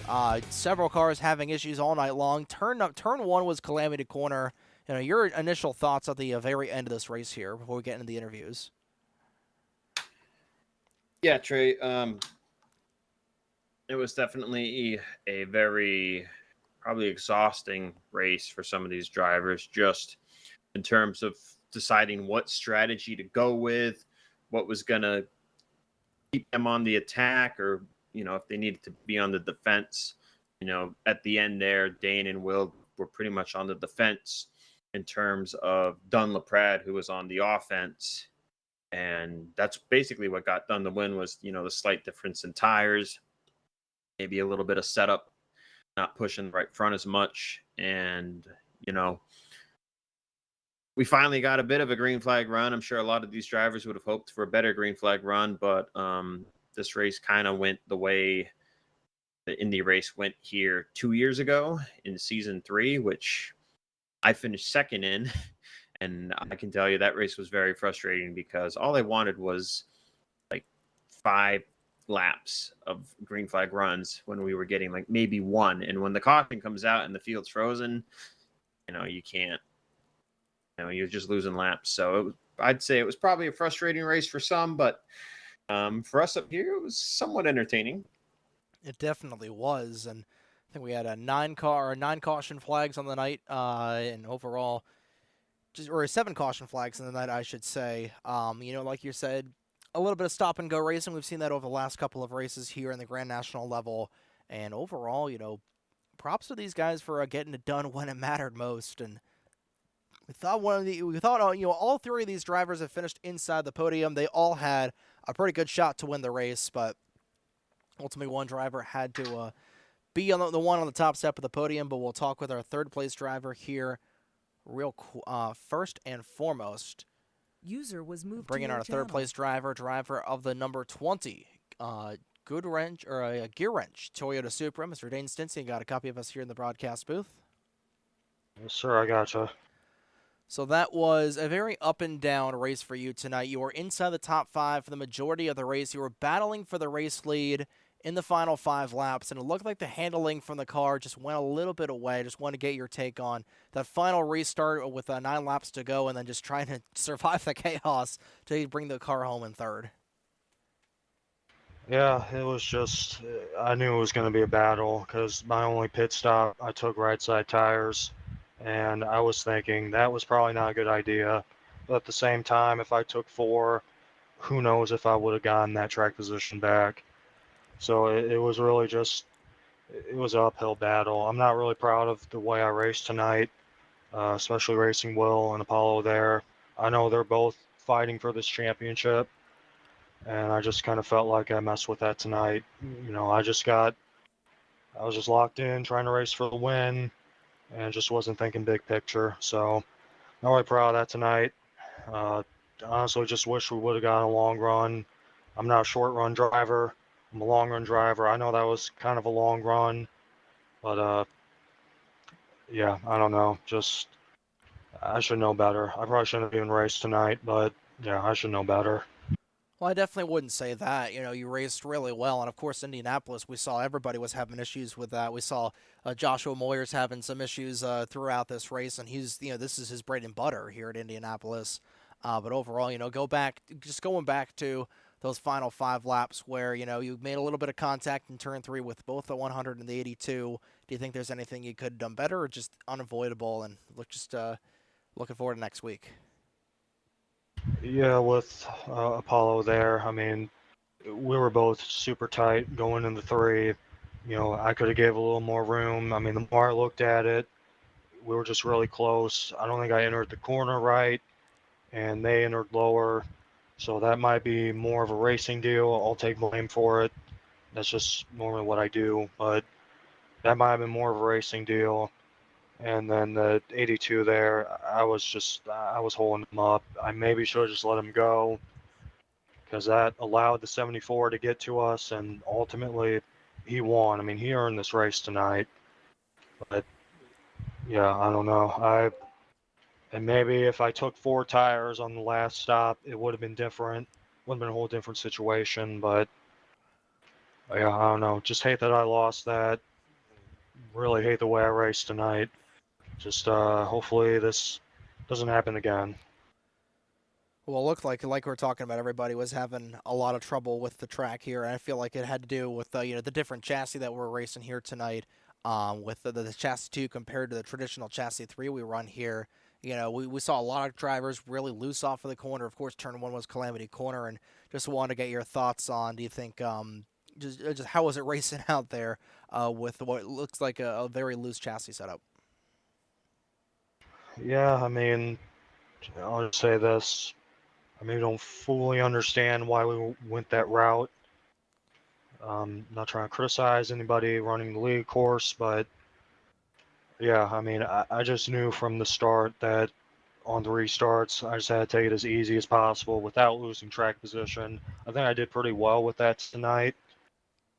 And yeah, like I said, I'm frustrated we didn't get a long run because I felt like I would have had something there. I was fast in the short run, but I don't know. Just, yeah, I don't know. This was just not, I'm going to say this wasn't the greatest race, but I don't know. Could have just went differently.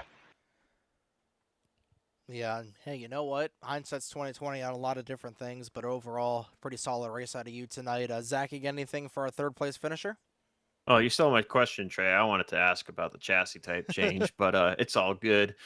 Yeah, I mean, Dane, I totally understand everything you're saying. I definitely can see from the driver's seat that this was a very frustrating race, and you just really wanted it to go green because um, would you say that with how frequent the cautions were, that it kind of made you nervous to maybe pit at any point before halfway, just because if you pit, you would be back in the mess of where everything was going down?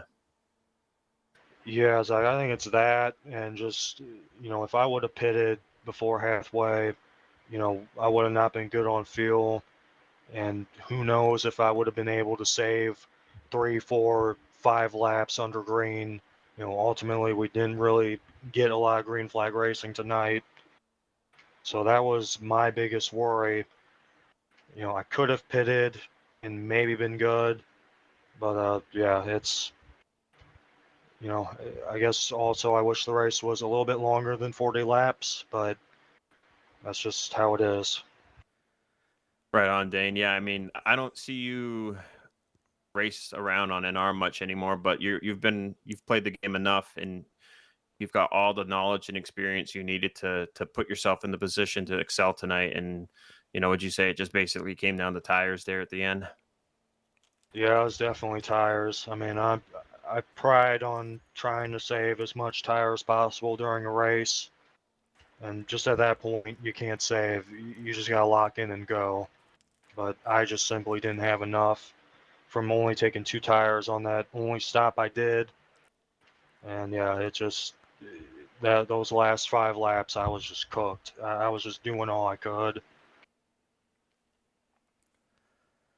Yeah, and tire wear definitely seemed to be the name of the game. The final 5 lap run with done the freshest tires of anybody, restarting from very deep in the field, coming back to a snooker that went away. But Dane, what I'd like to do here, if I'm not mistaken, I believe this is your first podium finish here on the NASRN. So what I'd like to do is a little bit of a hat dance of sorts. We'll give you the time to thank any sponsors that you want. If there's anybody you want to shout out here on the NASRN for our third place finisher, a very hard fought third place finish here tonight. Dane, the floor is yours, my man.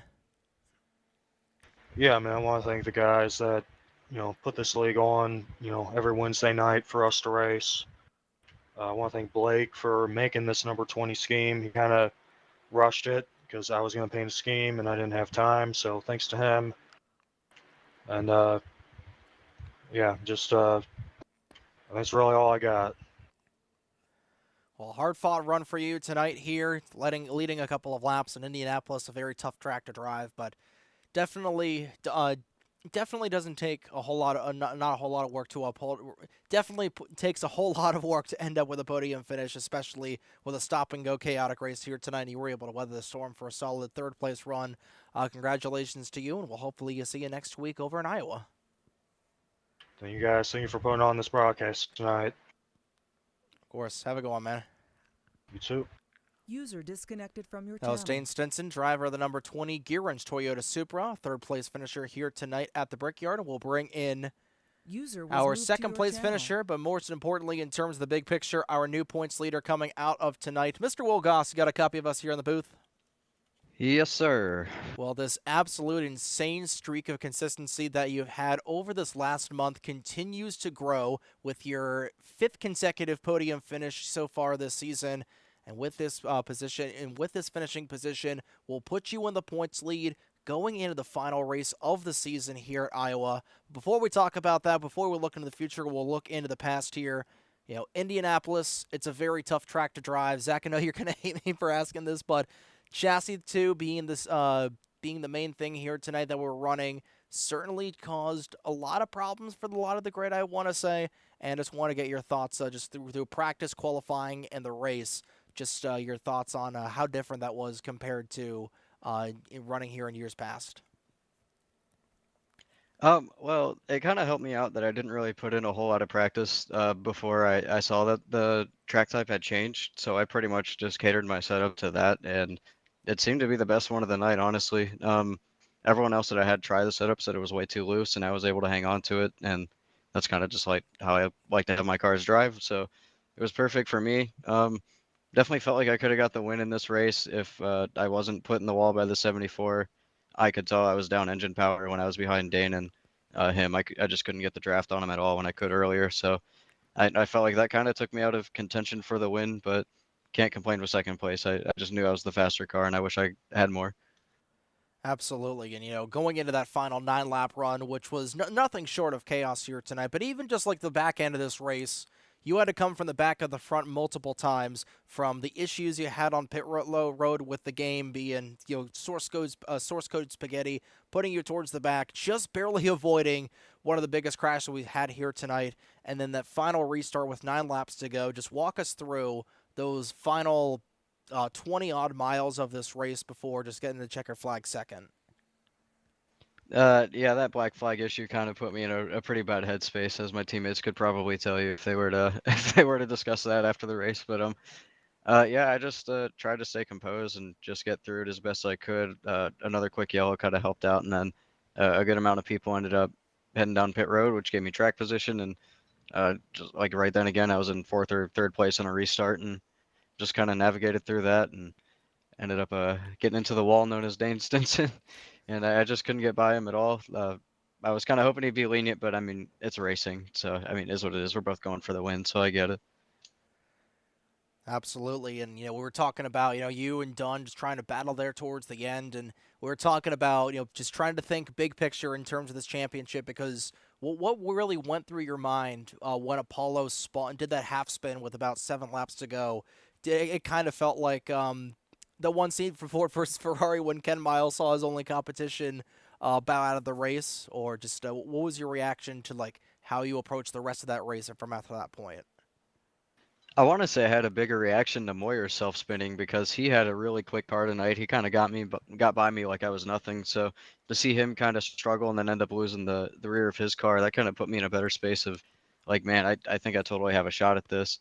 Obviously Apollo, I mean, just one of the fastest people in the league. Seeing them also kind of get wiped out from it, I honestly thought we were going to have a yellow. Looking in the mirror, it looked like they were about 90 degrees on the track, but it stayed green. Fortunately enough for me, and unfortunately for them, but. It puts me in a really good spot for Iowa next week, and like I said, can't complain with a second place whatsoever. Definitely does. And before we'll talk a little bit about the future, we'll give the mic over to Zach Rogers. Zach, you got anything for a runner-up finisher here tonight? Well, Trey, you stole another one of my questions. So actually, I want to ask Will about the future. So, Will, next week is Iowa, but it's chassis 0. Have you ever driven a short track on this game in chassis 0 before? And yes or no question to that, how do you prepare for next week being the finale? I honestly don't know if I've ever run anything like that. If we did, it would have been an IMRC or Mellon car, the only 2 leagues that I can really remember running Iowa or anything like that there. And I mean, I'll be honest, the preparation, my team does pretty good at grabbing a setup and putting it together, and I kind of just make my tweaks from there. So a lot of preparation comes in kind of late in the week, either that Monday or Tuesday before, especially for a race like this. It might come in a little bit earlier, but the real life situation out of this, I'm starting work, so probably won't have as much time as I'd like to, but I will definitely be here next Wednesday, and we'll see what I bring. And I'm not really sure what the points gap is, but I'm hoping it's a pretty healthy one, so I don't have to worry too much. And how have you enjoyed coming back to NR? Because I know we haven't exactly raced around each other for a few years, but I haven't really seen you in the game for a few years. So It's honestly been pretty cool. Like, it's kind of reinvigorated something in me. It's gotten me into more sim racing on the side as well, and like AMS2 and iRacing, obviously. But um, that first win coming in and winning Charlotte and an open set league, something I've never really tried out before this league, that kind of put me in a headspace of like, hey, I can do this, and completely adjusting a setup from a different chassis to this one tonight and being pretty successful with it. It kind of makes me think I might be a little good at this open setup thing. We'll see. I guess Iowa will be the true test of it, but I mean, yeah, it's been really fun. I'm glad I can come back to this every once in a while and still have a good time with it. Well, I'm glad you've enjoyed it, and I hope next week is enjoyable and not problematic. I don't want you to get walled like you were tonight. But very hard racing here tonight at Indy, so hopefully we'll see some more of that next week. Oh yeah, hard racing all around the board. In every single race that we've had this season, 10 weeks have come and gone like nothing. It's kind of crazy, but I really can't wait for Iowa next week. Me and Apollo are going to put on a show, I hope, for everybody. It's definitely going to be one hell of a show over in Newton in 1 week's time. And we were talking about it earlier, the fact that we're already 10 weeks in the books. We got 1 week to go here in this this ninth season of competition has been absolutely insane.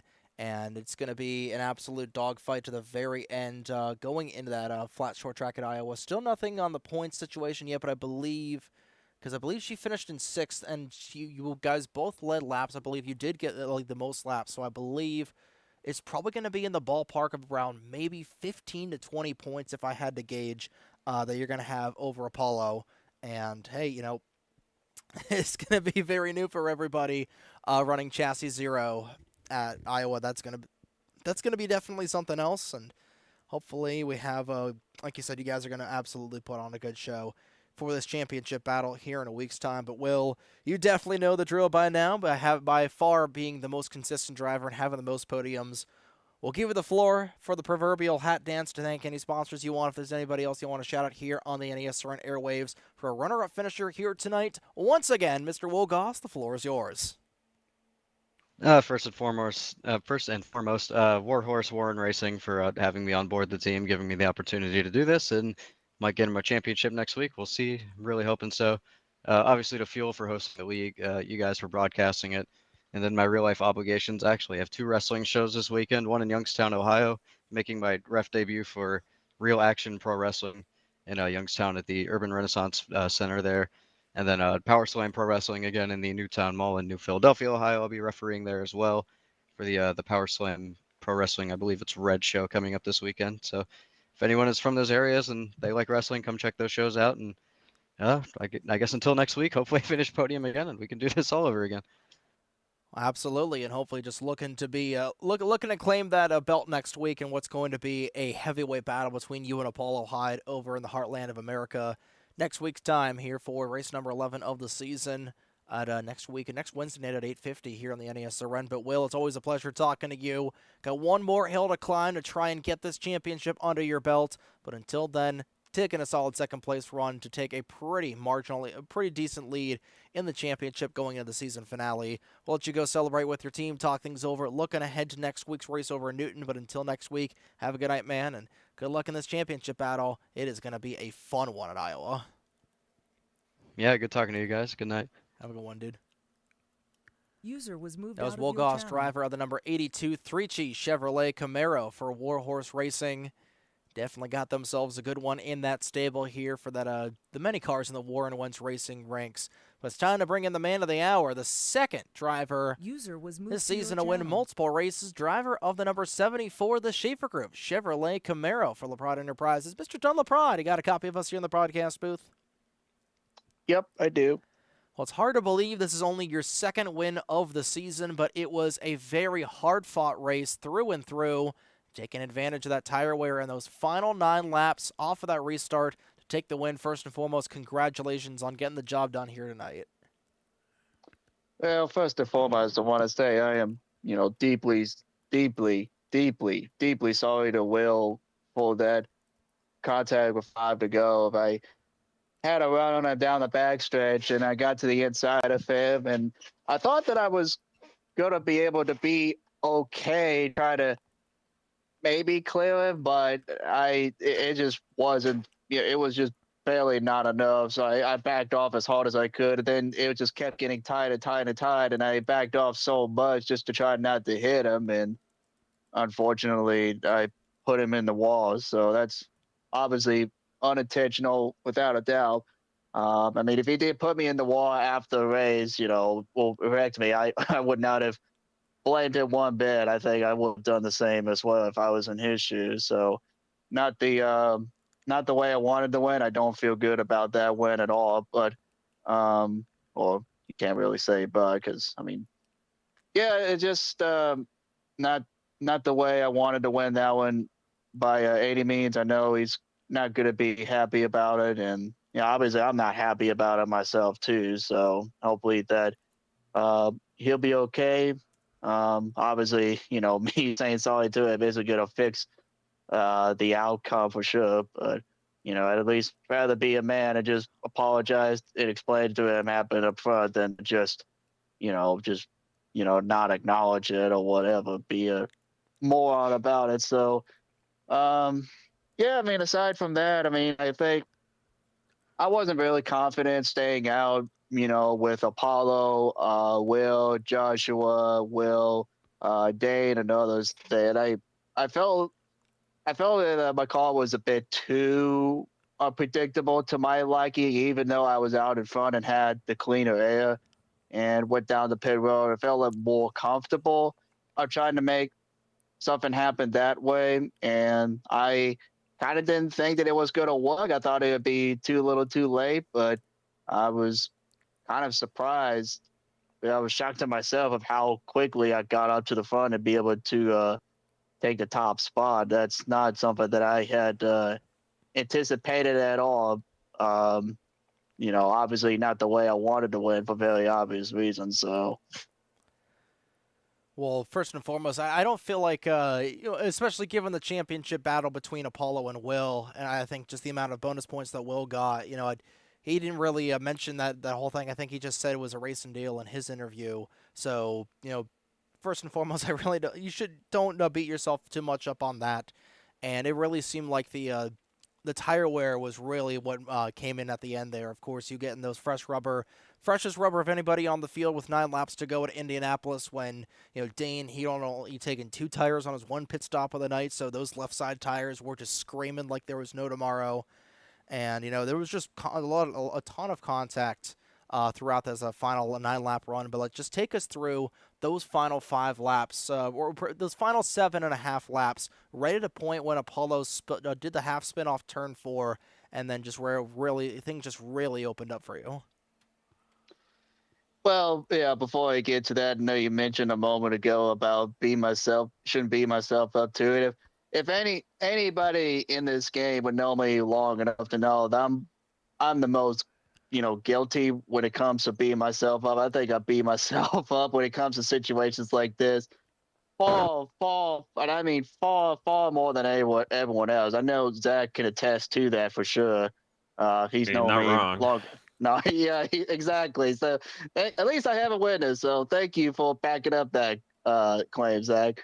Um, but yeah, I mean that final 7.5 laps. Like I said, I did not really think that I had a shot. I mean, I think what really helped me out was, either Joshua or Apollo not spinning out to a point where it would interfere with the collected another car. I think if one of those two things happened, I definitely don't think that I would have had enough time to be able to get to Dana Will, because that would have been, I think, another 2 or 3 laps that they would have been able to be in the comfort zone. And even though I had the fresher tires, I needed about a lap or 2 just to get the tires up to temperature to be able to get it, get it to where I needed to be able to, be able to make the runs and make the passes happen, which it was not easy to do, especially with how crazy this race was. It was kind of all over the place, pretty unpredictable. So, fortunately, I was, fortunately we had a good green flag run racing to the end. That's always nice to see, especially considering like the first 30 laps of the race where it felt like that we just could not get anything going right. So I was, very, happy we were able to get a good green flag run to the end there. And like I said, yeah, I did not think that I was going to be able to. I think it was going to be too little, too late. But I think the fact that both Joshua and Apollo spun right there, in 2 separate ends of the track, like you said, Trey, I think it he really did open up the door to me unexpectedly. You know, like I said, not the way you wanted to win it, also in a way that, you know, Apollo and Joshua spotted. I mean, I would rather have both of them along with Dane and Will and battle it out for the win than to have those than to see the misfortunes of Apollo and Joshua. You know, it's obviously not something I want to have happen, especially when you're going for the win. I'd rather it fair and square. You know, I mean, I don't want to say it is what it is. I mean, it is what it is, of course, but it would feel wrong Hey, for you me to just said say not that. to say that.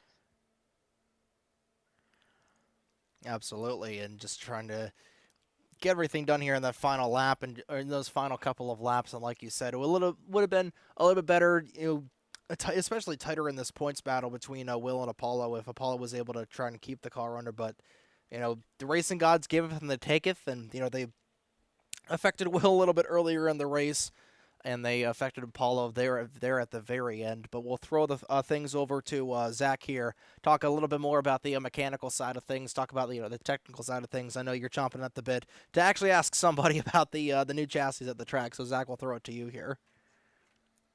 Yeah, Dunn, how did you feel about Chassis 2 at Indy? I mean, it was definitely a challenge. I had 3 other setups that I had in storage, just to try it out, and none of those 3, worked out at all because it was just stupid loose. Like it almost felt like that I was driving a car on the moon. That's how like unstable it was. Like I could not control it at all. I feel like the car was floated. So shout out to Mike Durbin for the setup at the last second, literally at the last second, because I only had about 30 seconds in happy hour to give it a wall, and it worked out. So got to give big thanks to Ike for the setup. Shout out to you, Ike. So It's actually yeah. funny you bring that up because so I mentioned at the beginning of the broadcast that I made a setup last night, and Ike and Josh were driving it, and about 30 minutes before practice, Ike sends me a message and says, "Hey, just so you know, if somebody says that they got a setup from me, it wasn't yours. I sent them this." So I was like, "Oh, okay, no problem." So it's funny hearing you mention that. Thanks, Ike, for the setup, because I was like, "Oh yeah, that's why I got that message earlier." So but yeah, if I had thought of you, I probably would have sent it to you. But considering Ike and Josh both had issues spinning out, I didn't have those issues testing, but well, I did once. I got loose in turn 2 at one point, so I did have it once. But how loose or tight or snug was Ike's setup tonight for you?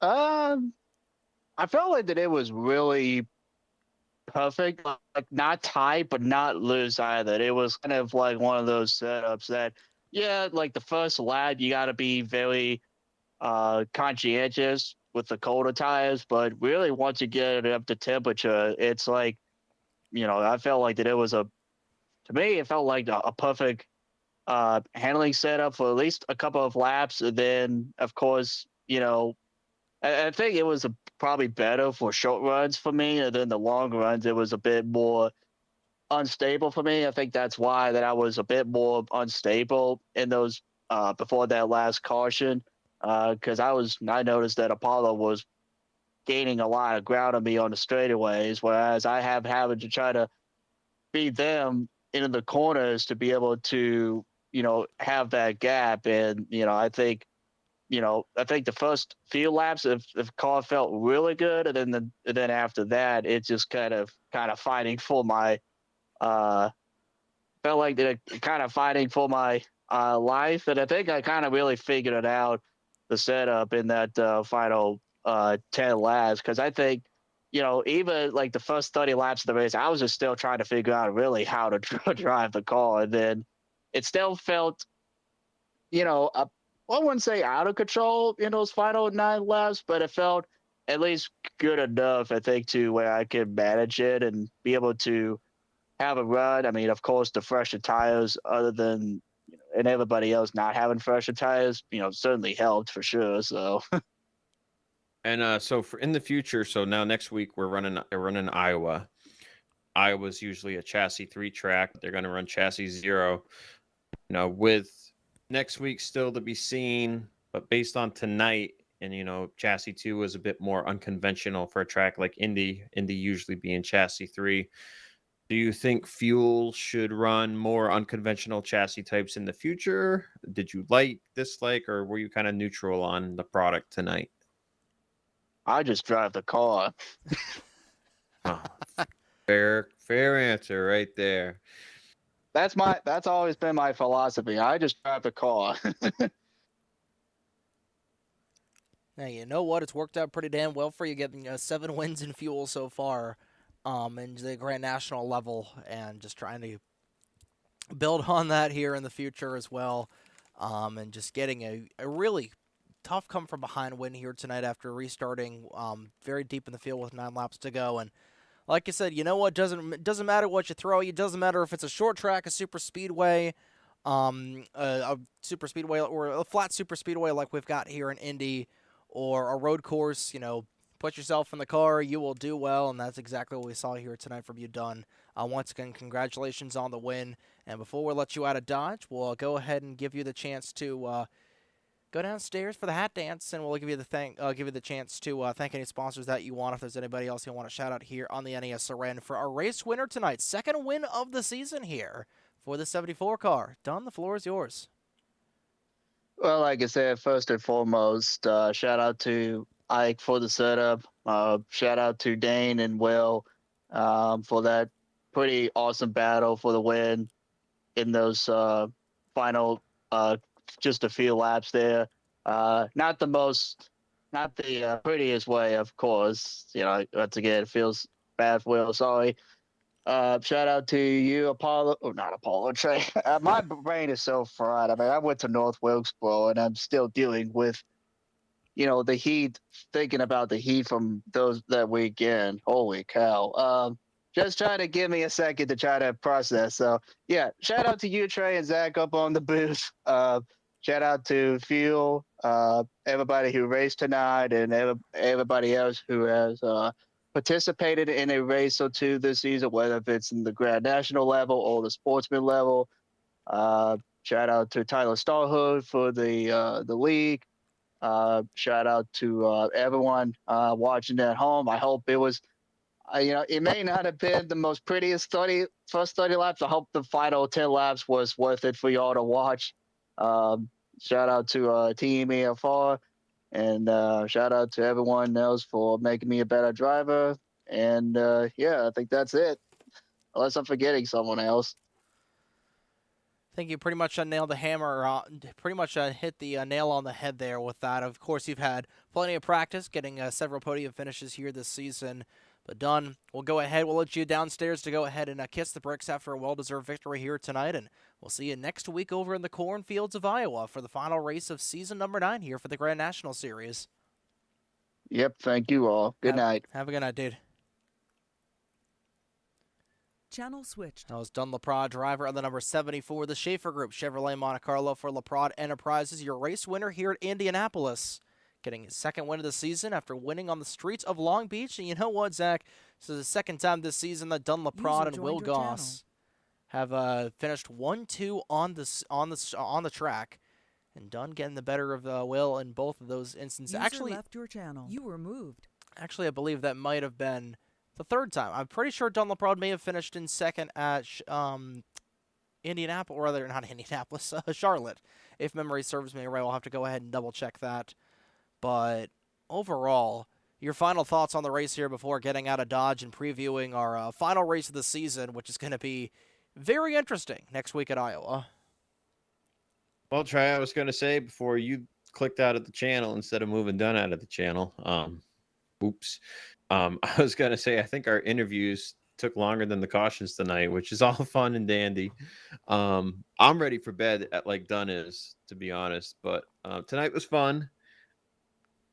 Iowa next week shall be interesting, to say the least. Hopefully it is not as problematic as tonight was, but with the way Chassis 0 works is you pretty much want the car to be drifting through the corner in order to be fast. Going to be hard to generate tire heat. The left front probably won't heat up at all, no matter what anybody does. So it's going to be all about trying to get the right amount of heat into the right side tires, not overheating the right rear. If you get too much slip, you'll just spin out on corner entry. So it should be interesting. I know I heard a week or two ago, Crystal said on here that you want to set the tire pressures to 60s all around. That is one strategy. But I know that somebody who had made a setup for the track had theirs at 44 all around. So lower pressure is more corner grip, but with the way Chassis Zero works, higher pressures can be more advantageous. So it'll be curious to see what a lot of the garage decides to do with their setups. I think it's going to be really hard to race side by side because of how sideways a lot of drivers are going to be. So we might see more, if not the same amount of contact we saw the night next week at Iowa. So it could get crazy.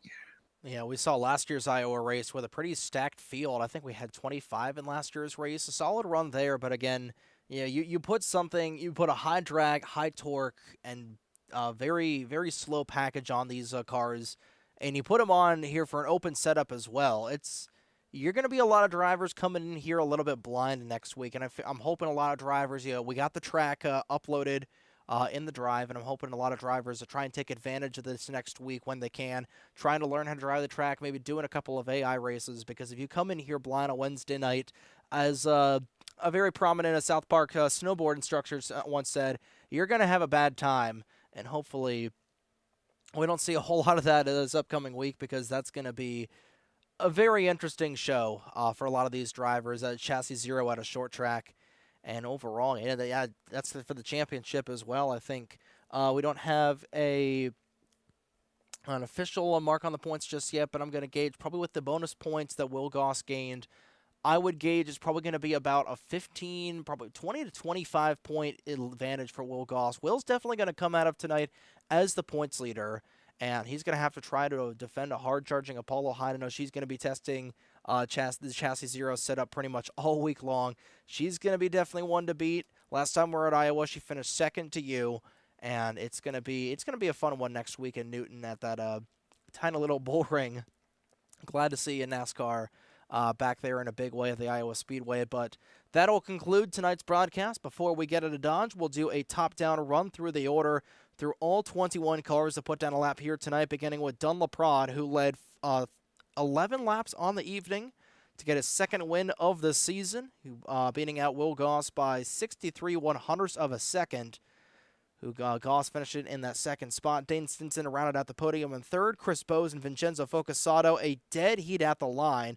Bose edging out Focusato by 5/1000ths of a second for that fourth place run. And Apollo and Vincenzo Focusato rounding out the top five. And all Apollo Hyde, a great recovery for her.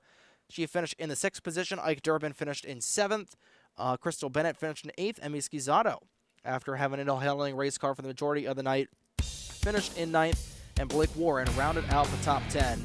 Nikki Conti was 11th, RJ Bishop was 12th, Trek Togden was 13th, Tyler Stolhood finished in 14th, Corey Stolhood finished in 15th, Ace Racer was 16th, Corbin Wentz was 17th, Joshua Moyers was 18th, Minnie Minister, first car knocked out of the race, was 19th, and Drew Fast rounded out the top 20. Yahir Alvarado was the 21st and final car on the track.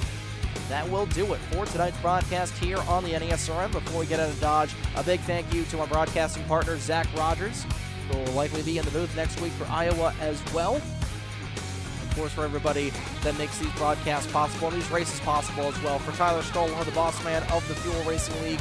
For Apollo Hyde with the Fuel Sportsman Series up on the horizon here in the next week or so as well.